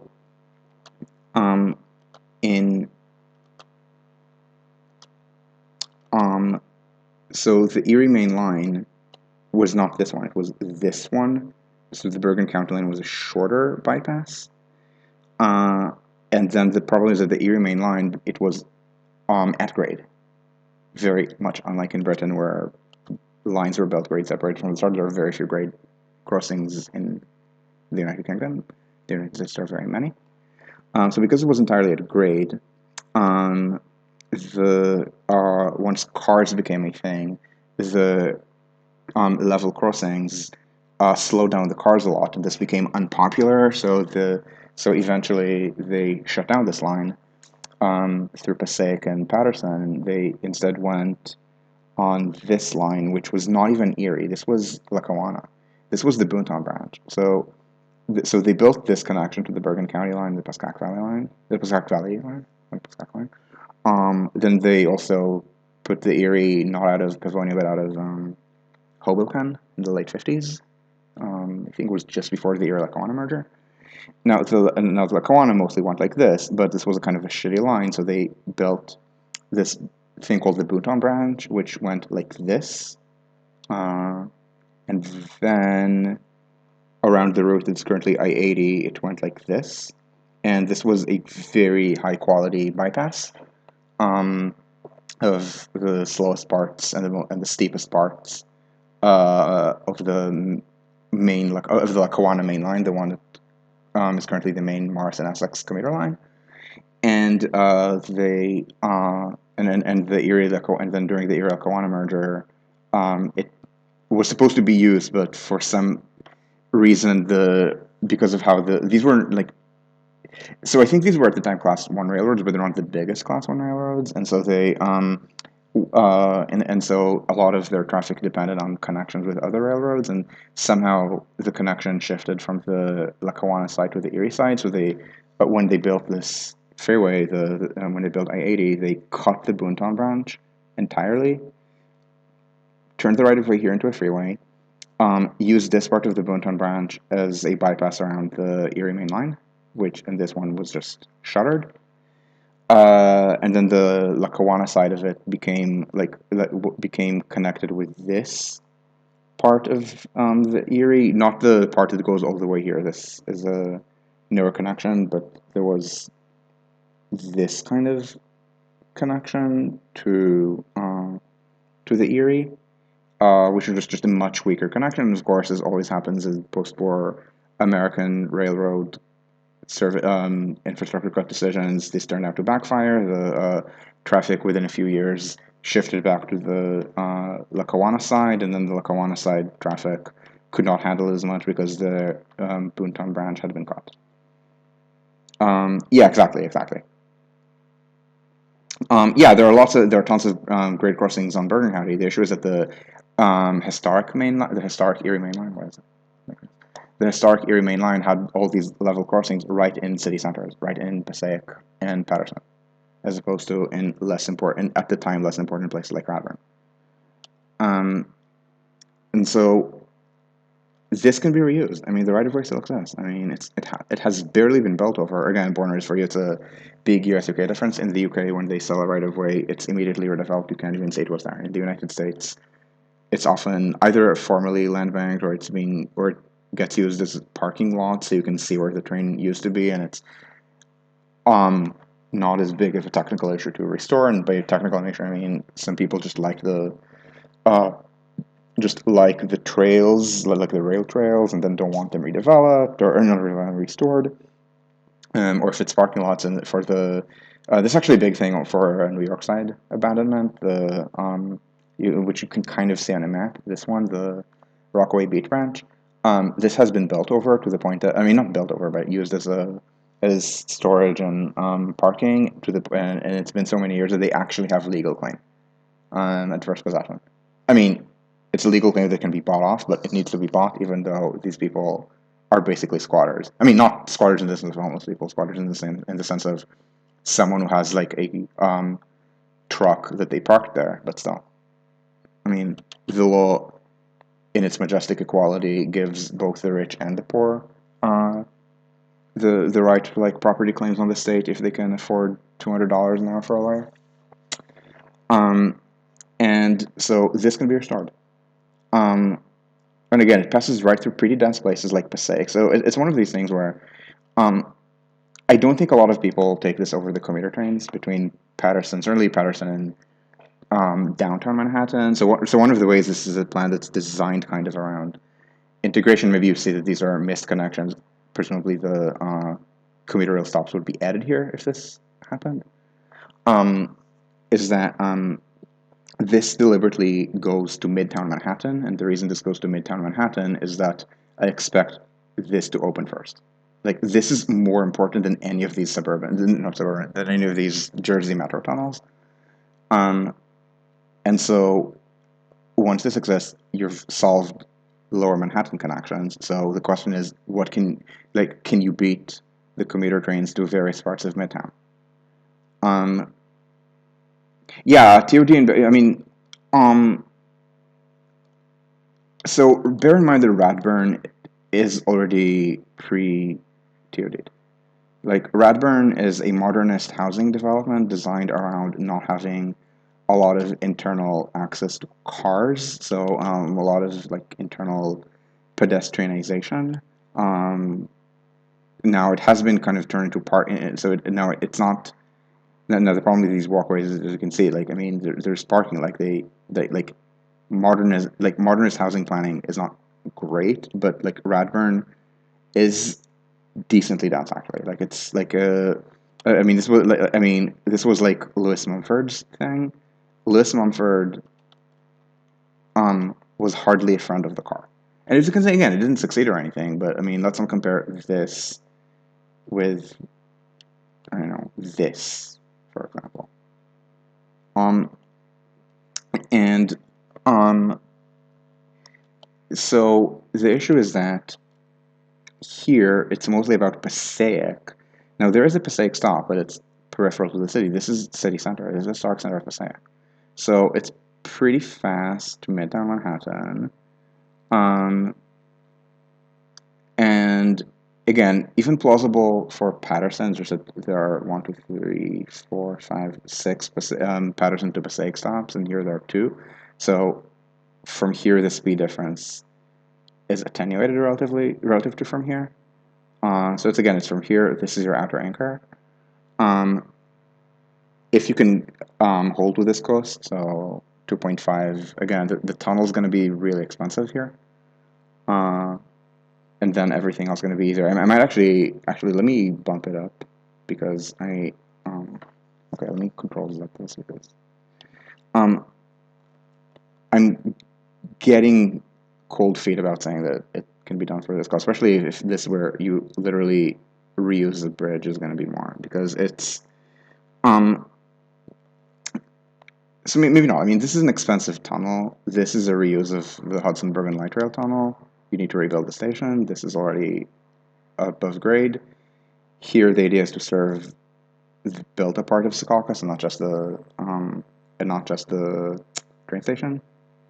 And then this is pretty easy. The problem is that this is annoying.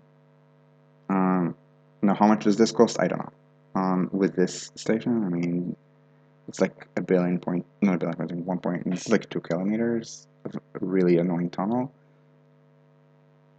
I mean, at Nordic cost, bear in mind the 2 kilometers of annoying tunnel is still like $500 million. So maybe, or $600 million. So it's not like that's going to kill you. So maybe actually 2.5 is viable here. I don't know. I mean, this is 20 versus 24. So, I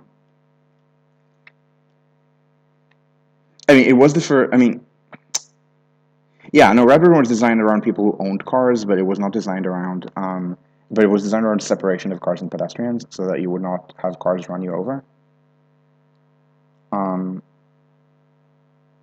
So this is why it looks so different from later suburbia. So the so anyway, here, yeah, if you can keep it down and do 50,000 a day, again, that's viable. I mean, it's like you're getting all of Secaucus. Like this is like you're literally getting a monopoly from Secaucus.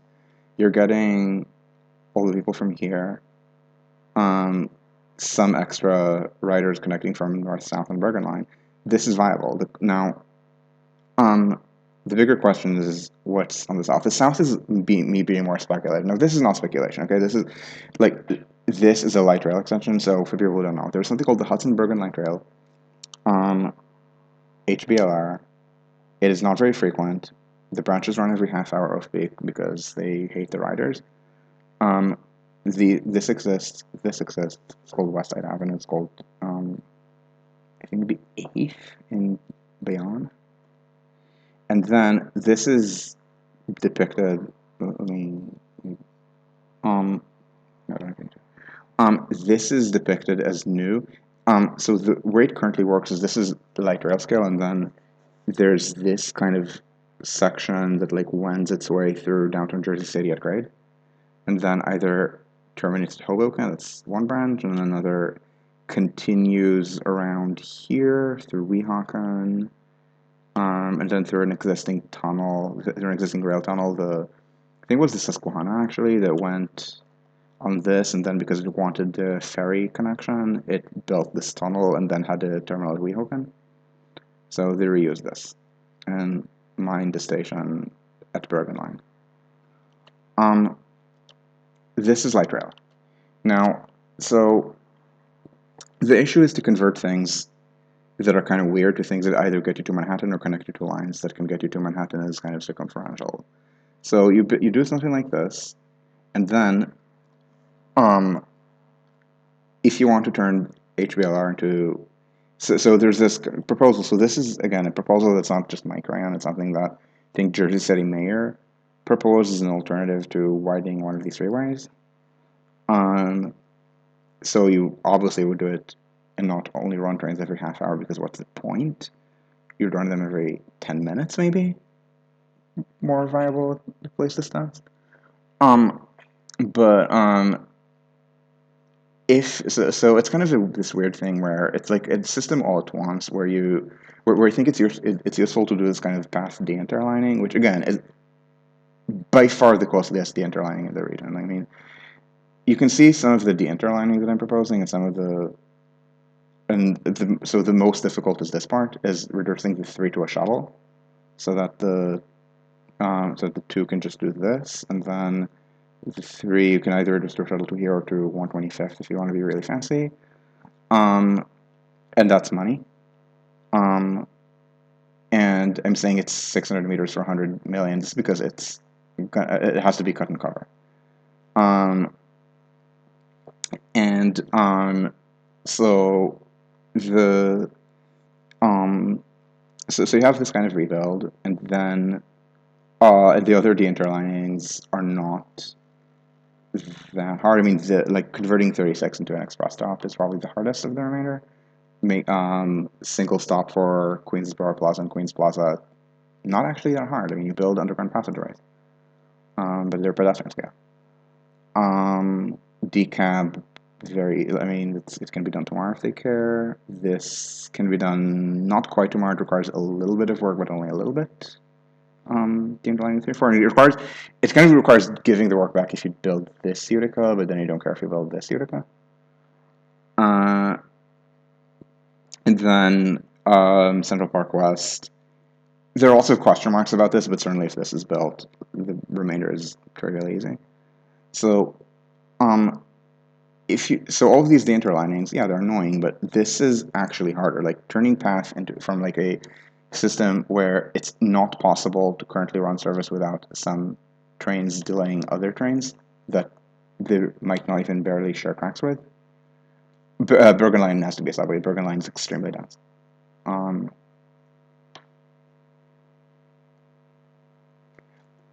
is not even... MOM mean Monmouth, Ocean, like Middlesex, Ocean, Monmouth. Like that's a different part of the state. So this is where you have that kind of railtown plan from IRM and others to connect the 6 and the path, which I think would have been terrible without this kind of de-interlining, because it makes the 6, which is already a very fragile train, it's kind of weird. The 6 in theory doesn't share tracks with anyone else. In practice, the 6 is 3-track here in the Bronx. So the way it works is there are local trains that go to Parkchester, express trains that do make all these stops, and then they skip to here, and merge. And then the trains all make these stops. The 6 is local on the shared trunk. They go to Brooklyn Bridge City Hall, and then they rotate and then they go back in a loop. And essentially can't be reordered because the crew is based either in Parkchester or Pelham Bay Park. So unless you drop in, which they can, they just don't do that. Whatever order the trains come into 138th, and that's going to be the order they get back all the way here. So in practice, even though this is a line that is not supposed to have these problems, it does have dispatching problems. You need to resolve these. I mean, on Twitter, I've already argued for killing these express trains. I might blog about this, but but either way, like you need to do a lot of de-interlining to like at the path side if you want to connect them and have trains that are occasionally reliable. Yeah, I'm linking. Oh, I am linking the World Trade Center end of the path to the 6. The whole point is to do 6 to path. So, the so about connections from MOM, like MOM, like thinking about traffic expansion in Hudson County for the like benefit of the Jersey Shore is a failure of bus to rail connections. Just figure out your timed bus to rail connections. So the so like you're doing this kind of de-interlining, and then like one thing follows another. So yeah, I mean, if you make this the route, I mean, you wouldn't want to loop back to Hoboken most likely. Then you're kind of forced to like either split this to either Hoboken or um, Jersey City or like Exchange Place. But then if you do that, then you're splitting your demand um, in ways that are kind of weird, because if you split to Hoboken and to Pavonia and Exchange Place, whatever you do here, then you're going to create a situation in which the only way to get between Hoboken and Jersey City is via Manhattan, is via long tunnel to Manhattan, and you can't really build a station here for the diagonal transfer, so you kind of have to rebuild all of Hoboken, and if you do that, just for the Hoboken to Jersey City service, which is important. And if you do that, you might as well think about where to go next, and that's kind of where you're getting into the 7 extension that takes over parts of the past tunnel. It's the same train dimensions, and then you new tunnel to somewhere. I mean, you can outer anchor it in downtown Jersey City and Exchange Place, or actually the new downtown Jersey City and Exchange Place. This is the old downtown Jersey City, the one of these declining secondary downtowns. And then, but while you're doing that, you might as well just hook into the heavy rail rebuildable parts of Hudson Bergen Light Rail, and then that turns the 7 into this kind of 2 branches, one to Newark, one to Bayonne, that you can go on and connect to Staten Island for some kind of regional air connection over here, or honestly just to get to Staten Island to Manhattan. Trying to think, this case, it's one of the rare cases in which this case gets stronger if there's no regional rail than if there is, because if there is, it's a nice connection. If there isn't, it's literally by far the best way to get from this part of Staten Island to Manhattan, because the alternative would be bus to ferry. Bus is unreliable and slow. Ferry is reliable, I think, but very slow. And then the third, subway transfer. This would be a lot faster. And then if this exists, the case weakens, but it's still a nice connection.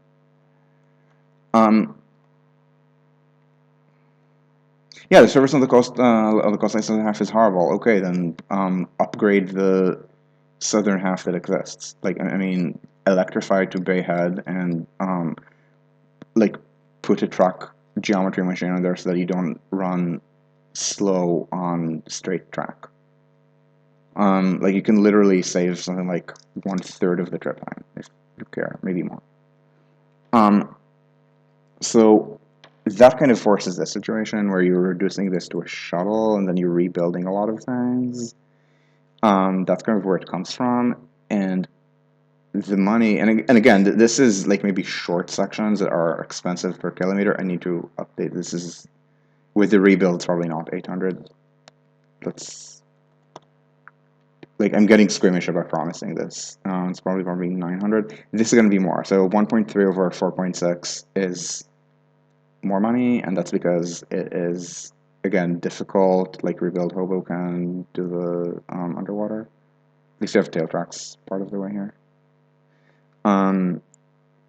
And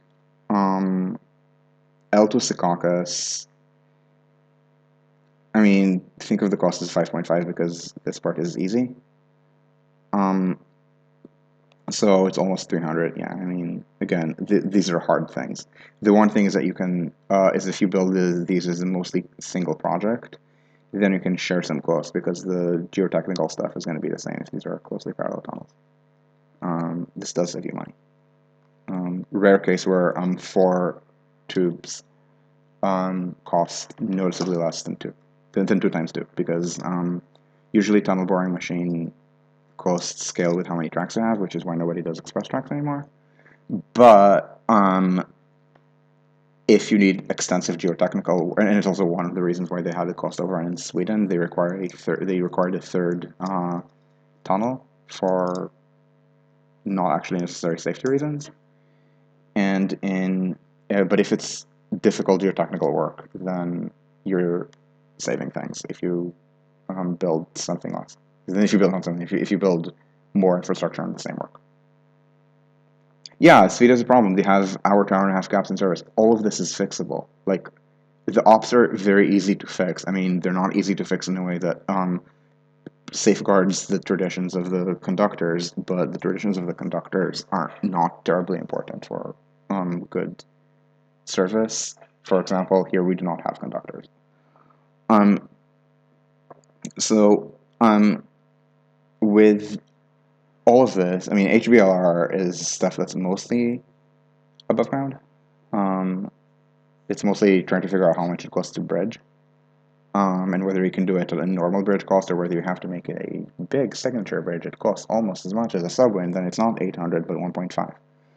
Um, and then yeah, I mean, if it's everything combined, I think at low end of Nordic, low end of 2020's Nordic cost, it's like well, the starting parts like all of these are going to be, and again, some of these are expensive per kilometer. It's like what, 2, 3 and a bit, 4 and a bit.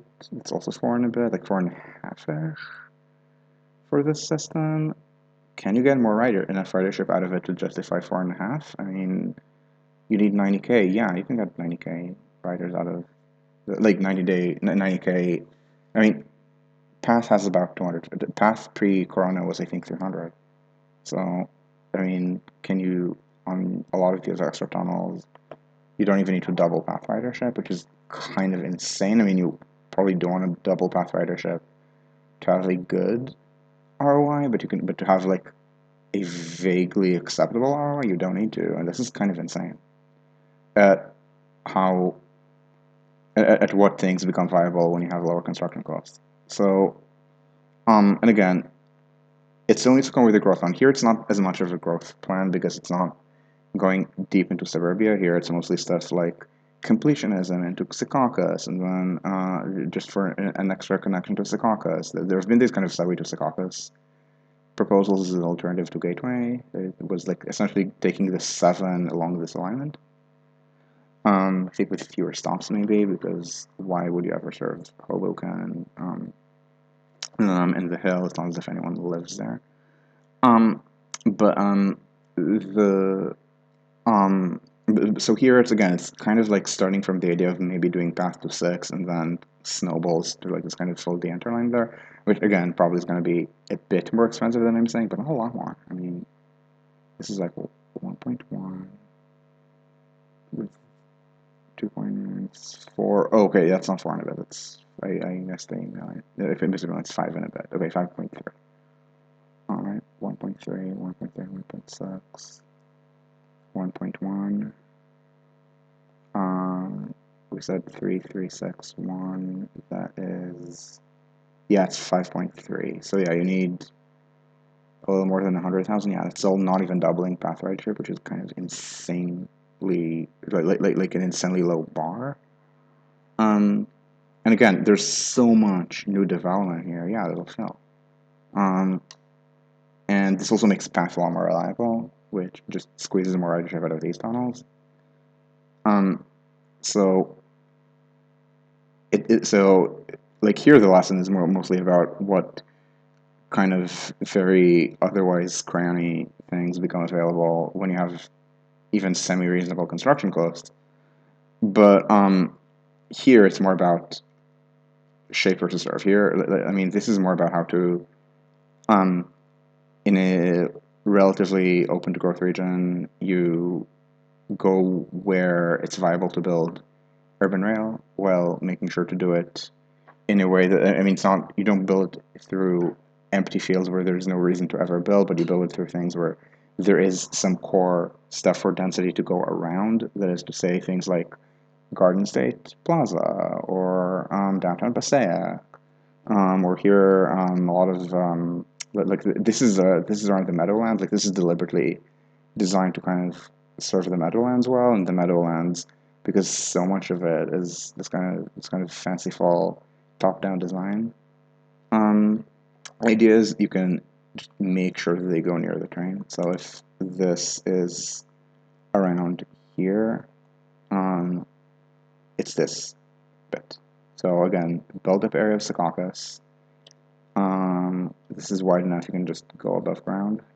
And then you serve the Meadowlands. If you really want, you can like try to not go straight, but like to go around and like do two stops. You can serve the stadium better, and then that's like a lot of that's a lot of ridership when there are a lot of ridership whenever there's games, which does happen, and to the point that sometimes they even I don't know if they still do it, but I know that they used to. They used to run Metro North to Secaucus just for the Meadowland connection, just for the connection to a shuttle train that goes Secaucus to this little bit, this little branch of the Meadowland. Um, so that's actually ridership. So again, so here it's more stuff like how you build kind of around nodes of ridership. So this would be the Meadowlands, Passaic, Patterson. Here it would be Fort Lee. Um, a route that has some existing and buildable commuter rail stops, and then Paris, and then again Patterson, and then in between, in between, it's Deodable. Um, this is the shape model. Um, and so I'm going to stop here because it's been almost and a half hours of recording, and I'm going to ask if people have questions.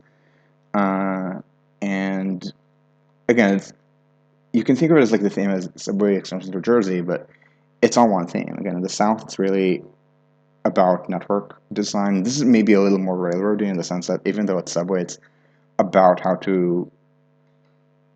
even though even expensive deinterlining becomes viable when it's when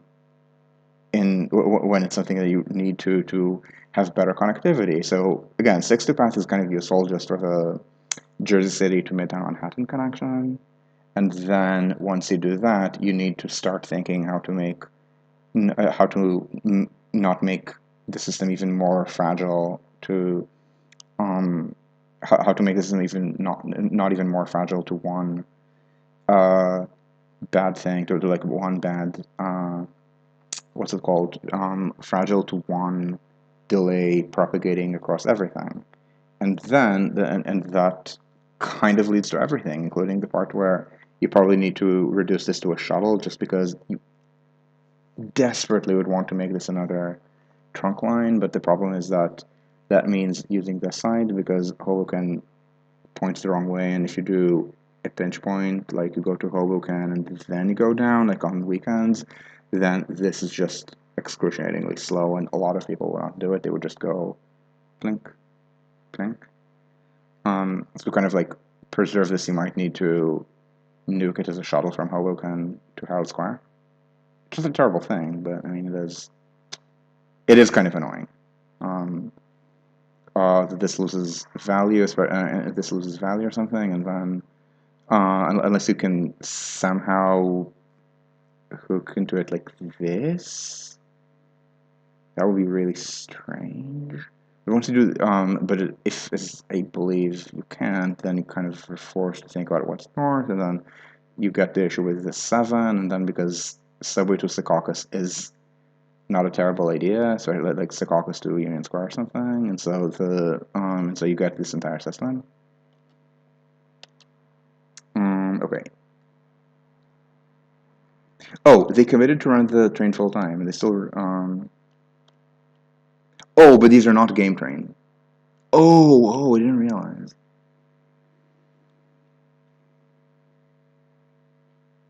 Oh God. Yeah, the way they're running the North River troops in single track is kind of abysmal. Like, I mean, they can squeeze a little more capacity out of it. Like, they run in hourly platoons. They could do half-hourly platoons if they had better service. Like, they think they need 10 minutes on each side to reverse direction. They don't. They only need 10 minutes on one side. Okay. I advocate for de-interlining the subway. Do I think that legacy tram systems would benefit?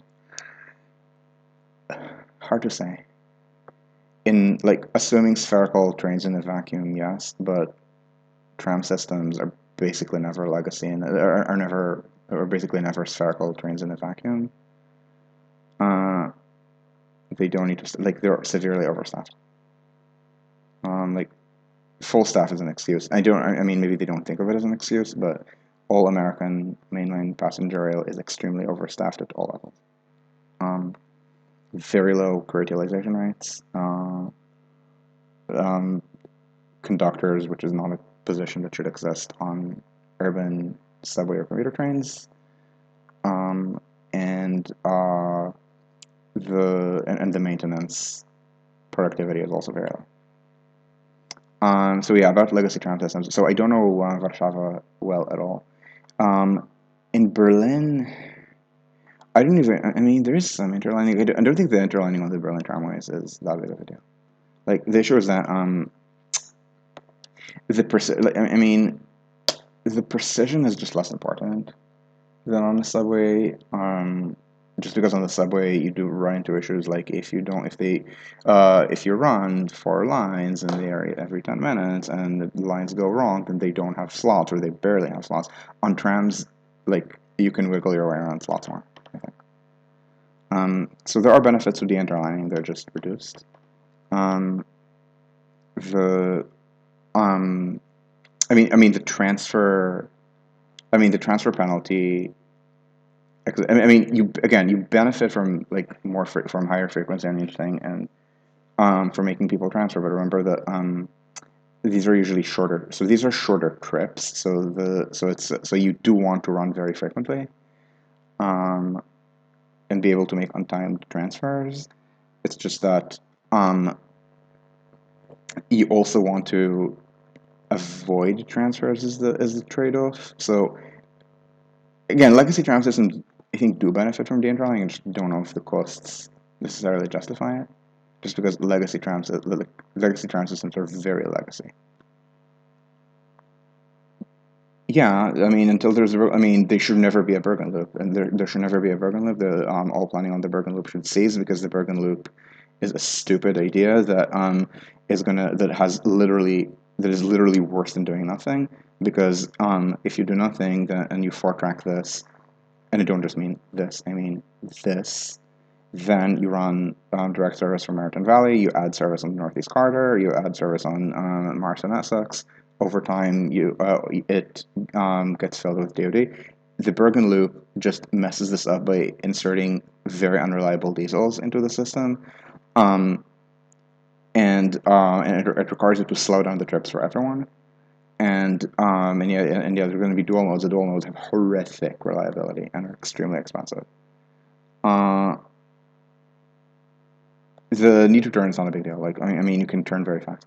I mean, there are 8-minute turns here.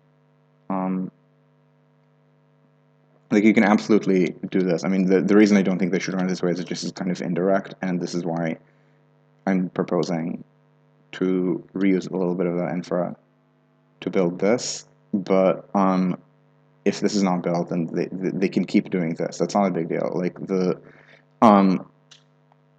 problem is more that this is circuitous and you have to turn, which is again, it's an 8-minute. Like you can do 8-minute turns here. Like in Boston, they do 10-minute turns. It's just that.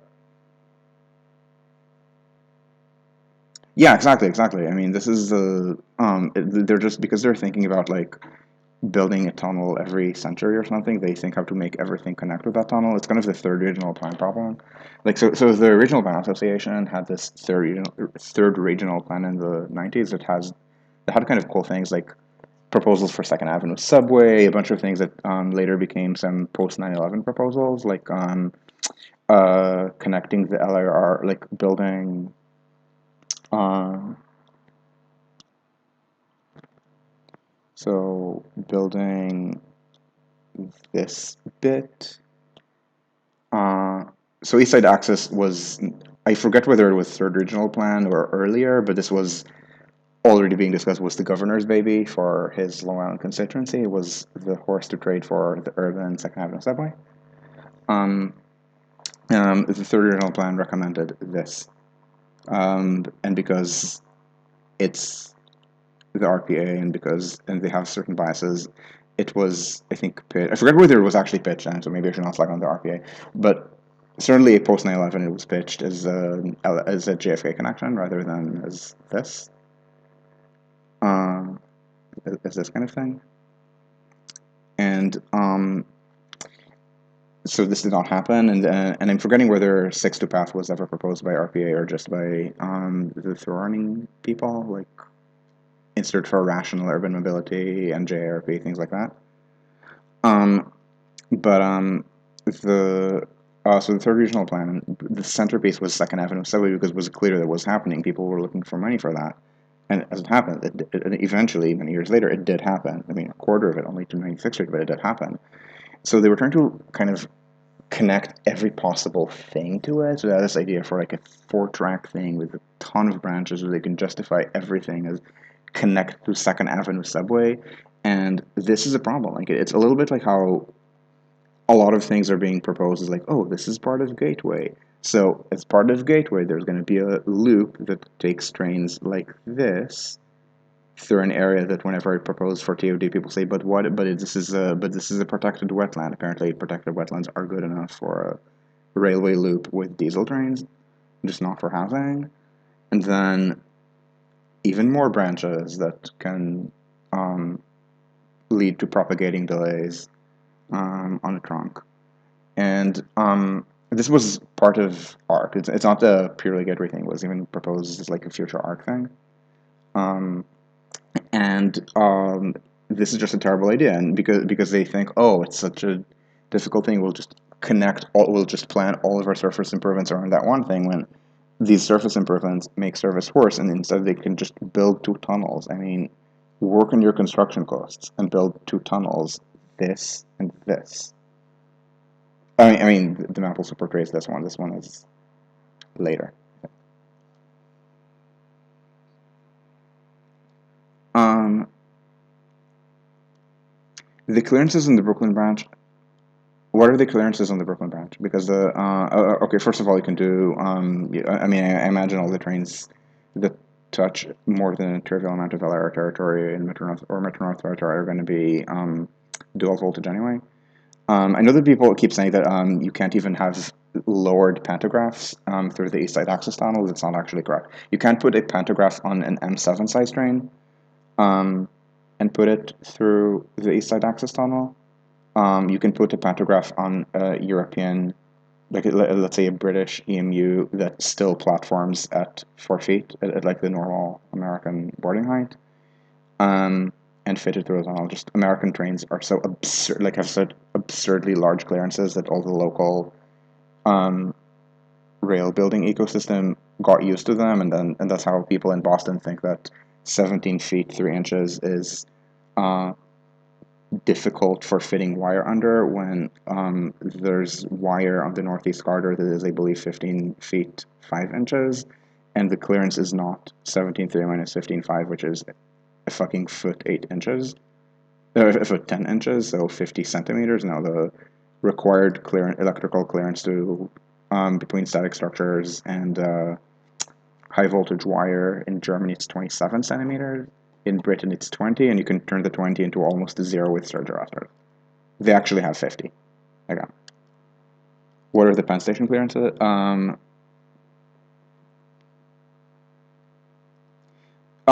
Building housing would involve draining the wetland. No, the pollution from diesel trains actually is that bad, and it got to the point that my favorite American, by which I do not mean Donald Trump, I mean Charlie Baker, the epitome of all that is wrong with the center-right, with New England, and with a certain brand of generic manager. So let me see if I can put the Boston crayon. As usual, I will bat for most of the lines on the map. I will not bat for the exact schedule. So please, or sometimes even the station locations. But so this map, unlike this one, does not distinguish existing from crayon. So let me explain verbally. This exists. This exists. This exists up to Stoughton. Now, this project is called South Coast Rail and is costing billions of dollars to connect to Fall River and New Bedford.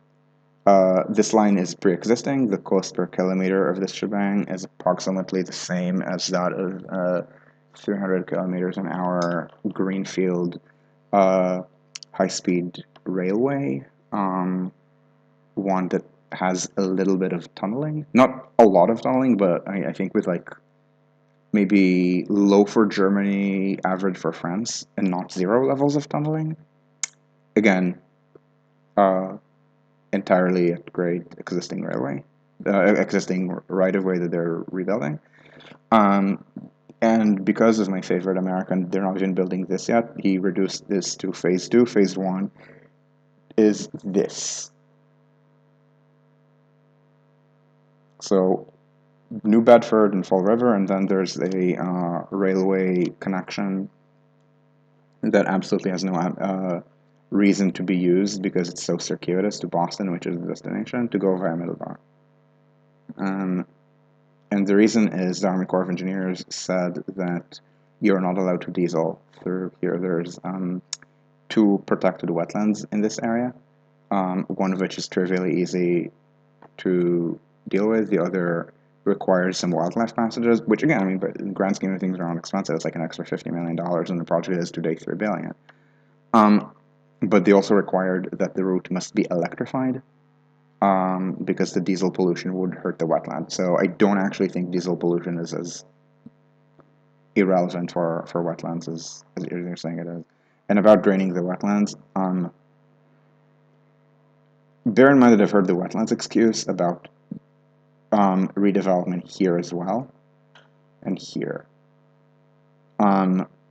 And then when they stopped using, and then when they said wetlands and said 3/4 of the four corners don't have wetlands, they, oh, what about resilience in case there's global warming? Because clearly the most important thing in the face of global warming is to evacuate coastal cities and move everyone to safe places like inland cities like Dallas, where certainly they're not contributing to climate change at all. And certainly not vulnerable to climate change because heat waves do not exist in famously cold Dallas.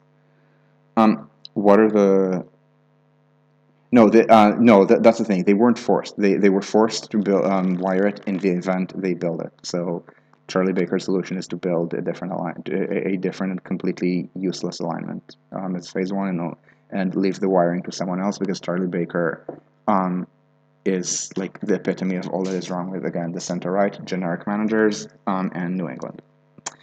Penn Station clearances, I mean, they have wire at Penn Station. Amtrak wire has wire at Penn Station. New Jersey Transit runs bi-levels into Penn Station. Penn Station is not a problem.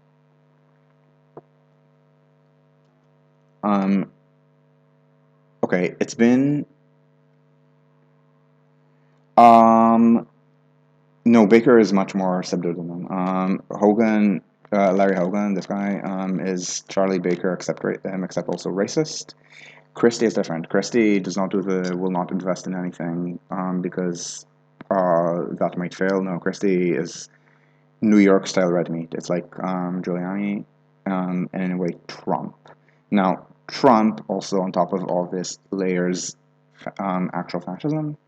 Giuliani is different. Giuliani is very like the police can do no wrong, especially with the police can do no wrong, especially when they kill people. But the but unlike other issues, like I mean, in the 90s, like he was relevant in the 90s and early 2000s, and back then, like I mean, there was this kind of mass national homophobia that he just notably did not participate in.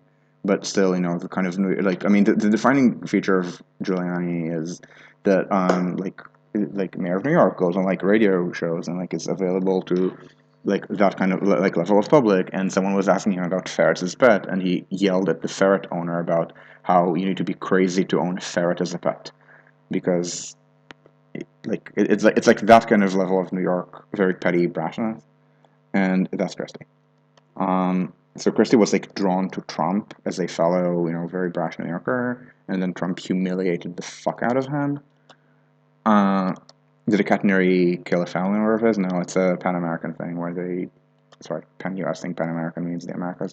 It's a Pan US thing where they are afraid of catenary because it was not invented in America and has very rarely been installed in America in the last generation, so none of them knows how to do it, and they need to rely on foreign expertise for that, and that requires them to acknowledge that foreigners are doing things better than the United States, and America needs to learn and can't just talk down to foreigners. Like a lot of it's just pure not invented here. Like this is why I'm saying what's wrong with the center right, with New England, and with a certain brand of generic manager, because the generic managers jump between industries, and so they are attracted to industries where they have the minimum amount of new effort. Like they're not going to learn to code. They're going to tell you to learn to code, but they're not going to learn to code themselves. But they still think that they can manage coders, for example. That's like the background to Bakerism. And yeah, I mean, this is what you get when you have a country that's run like this. I mean, literally on Twitter today, there was some guy followed. Like, I mean, like Maddie Glaces was complaining that Germany banned fracking, because it's like bad in like today in like these trying times of war that Germany banned fracking in like the 2010s, and then someone needs to, and then you can explain to him that Germany has built so much renewable power that in the first half of 2022, renewable power, which does not include nuclear power, so carbon-free power is more. Renewable power is about 49% of German power generation. Sorry, German power consumption. Germany is a net exporter, so yeah, Frank Sprague. Yeah, but Frank Sprague invented trolleyware, but that is 19th century. Like, I mean, all of this is like late 20th, early 20th century infrastructure planning.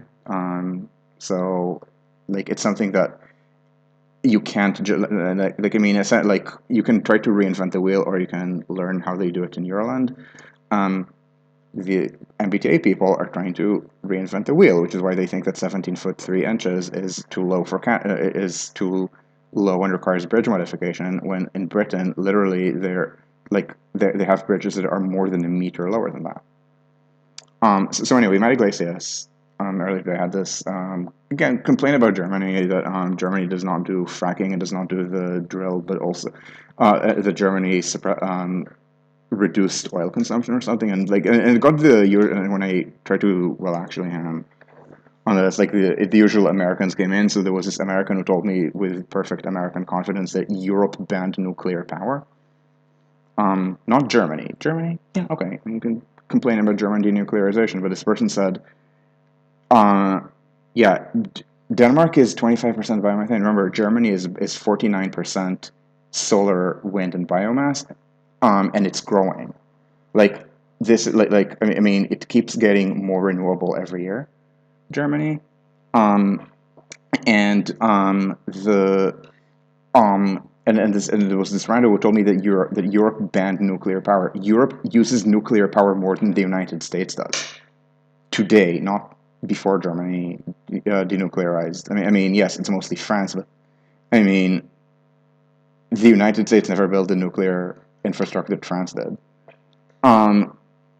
And then when France has unreliable nuclear infrastructure because it's all thermal, I mean, so French nuclear power plants are thermal in the sense that it's like a coal or gas power plant. Like it's used, it's like about heating water for steam. It's just that they use nuclear power for heating rather than fossil fuels. And yeah, I've known it. I mean, like the Germany of the reactor is mostly Robert Habeck trying to like lie, trying to wiggle his way out of the fact that he was caught lying to the public. Yeah, exactly. Yeah, the part where the part where I mean, if you look at the most pro-nuclear politicians in Europe, they're notably not the most Atlanticist ones. Like I mean, like in France, for example, there was one person who came very close with the presidency, who was arguing for loosening restrictions on building new nuclear power plants, and that was François Fillon. He was like France has like a precautionary principle for certain things, and he said that it should be abolished so that France could build more nuclear power. He was also the Putin candidate in the 2017 LR primary. Like he was the most Putin-aligned person there, even more than Sarkozy. And so the yeah, it's either the Korea, yeah, it's either or the Koreans. But I mean the and yeah, and in Czechia it was like, and in Czechia when it was built by it was built by like Babish and like selling the country. I doubt it. The U.S. has not built nuclear power in forever. Um, it was like Babish selling the country to Putin. It's not even an extreme right person selling the country to Putin. It's someone who's just pure corruption. No, no. Of course, no. Fillon was not more pro-Putin than Le Pen. The difference is that Fillon almost won. Le Pen lost 2-1. Like Fillon was the front runner until the corruption scandal broke out. Like Macron was someone who had an outside chance at the very end of 2016 and January 2017. Um, there were polls saying that if it came to that if both Macron and Fillon made it to the second round, edging out Le Pen, then Macron would beat Fillon by a squeaker. And Mélenchon said that he was open to telling his supporters to vote Macron first round if it meant that the second round would be Fillon versus Macron rather than Fillon versus Le Pen, not because he thought Macron was going to be a better president than Fillon, but because he wanted to keep Le Pen out. And of course, once he had some kind of power, he was in the opposite direction. It kind of became the I'm against everything person, Mélenchon. So Macron was the person who might possibly be winning if he made it to the second round, and then came the corruption scandal, and that's when the bottom fell out of Fillon. Um, oh, interesting. I didn't realize. Okay.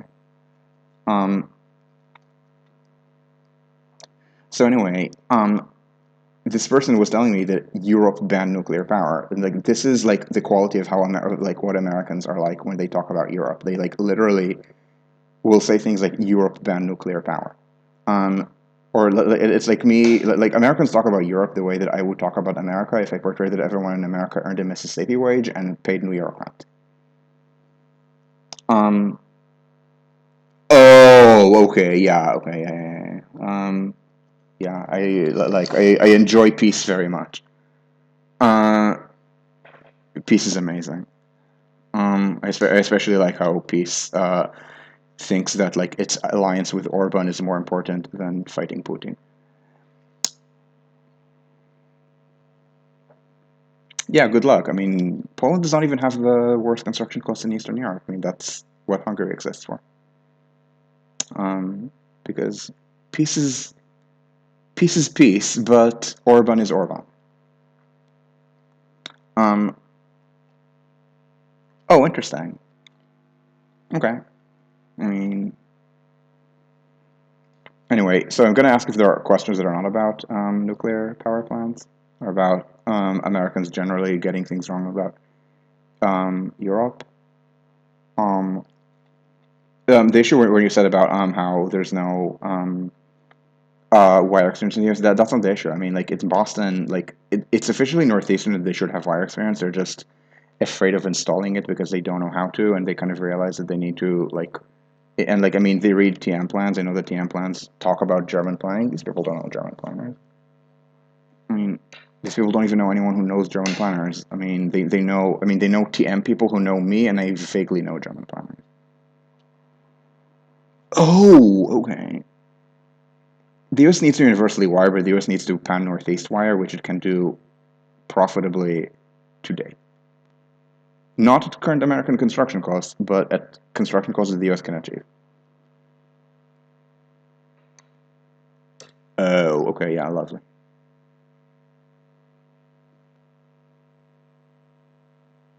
Um, so anyway, are there questions? It's going to be a 3-hour video at this point. It says 251, but again, it's actually going to be 254 with the.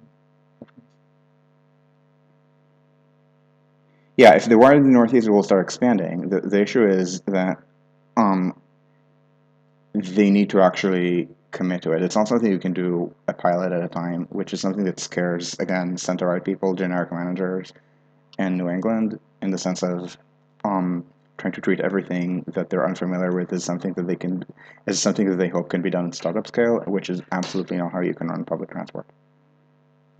Like there are network effects. Like you need to combine operations and infrastructure planning. Um, you can do. I mean, a lot of things rely on certain assumptions of reliability that require the entire system to be one way. Um,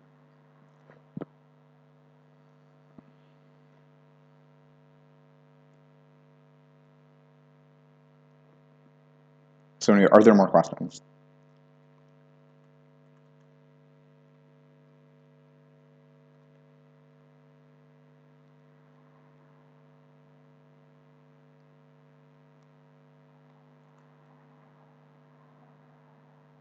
Okay, thanks, Brock.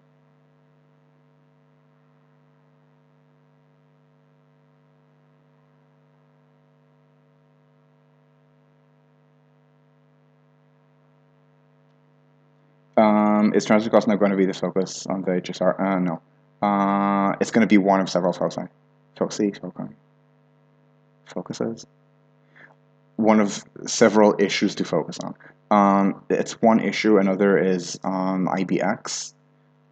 There's probably going to be further reports within TCP, like if we can find someone who will like do a report for us about, let's say, Paris and what's going on there, or London, or Seoul, or Singapore, or Tokyo, or Mumbai. I can list a lot of cities for you.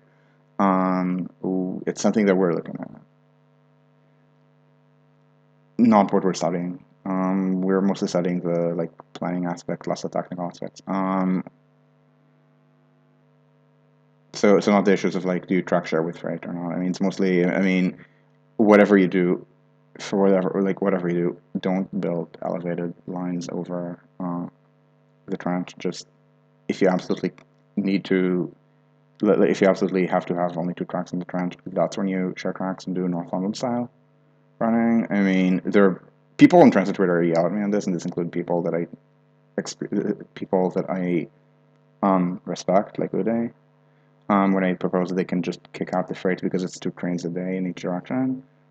They keep having these kind of vaporware plans to take IBX, so this route, and take this route and build a cross-harbor freight tunnel. Like this is like a big vaporware plan that's supposed to take 7 trillion trucks off the road, with one little problem, which is that it's not happening.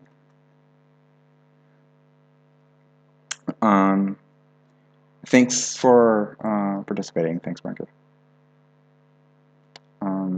So thank you all for watching, and I will see you guys in a week with another topic, which probably is going to be me actually doing the. Wouldn't Fred be able to just run single track? Yeah, but there's no room for 3 tracks, only 2, and IBX needs 2 tracks because it needs to be very frequent.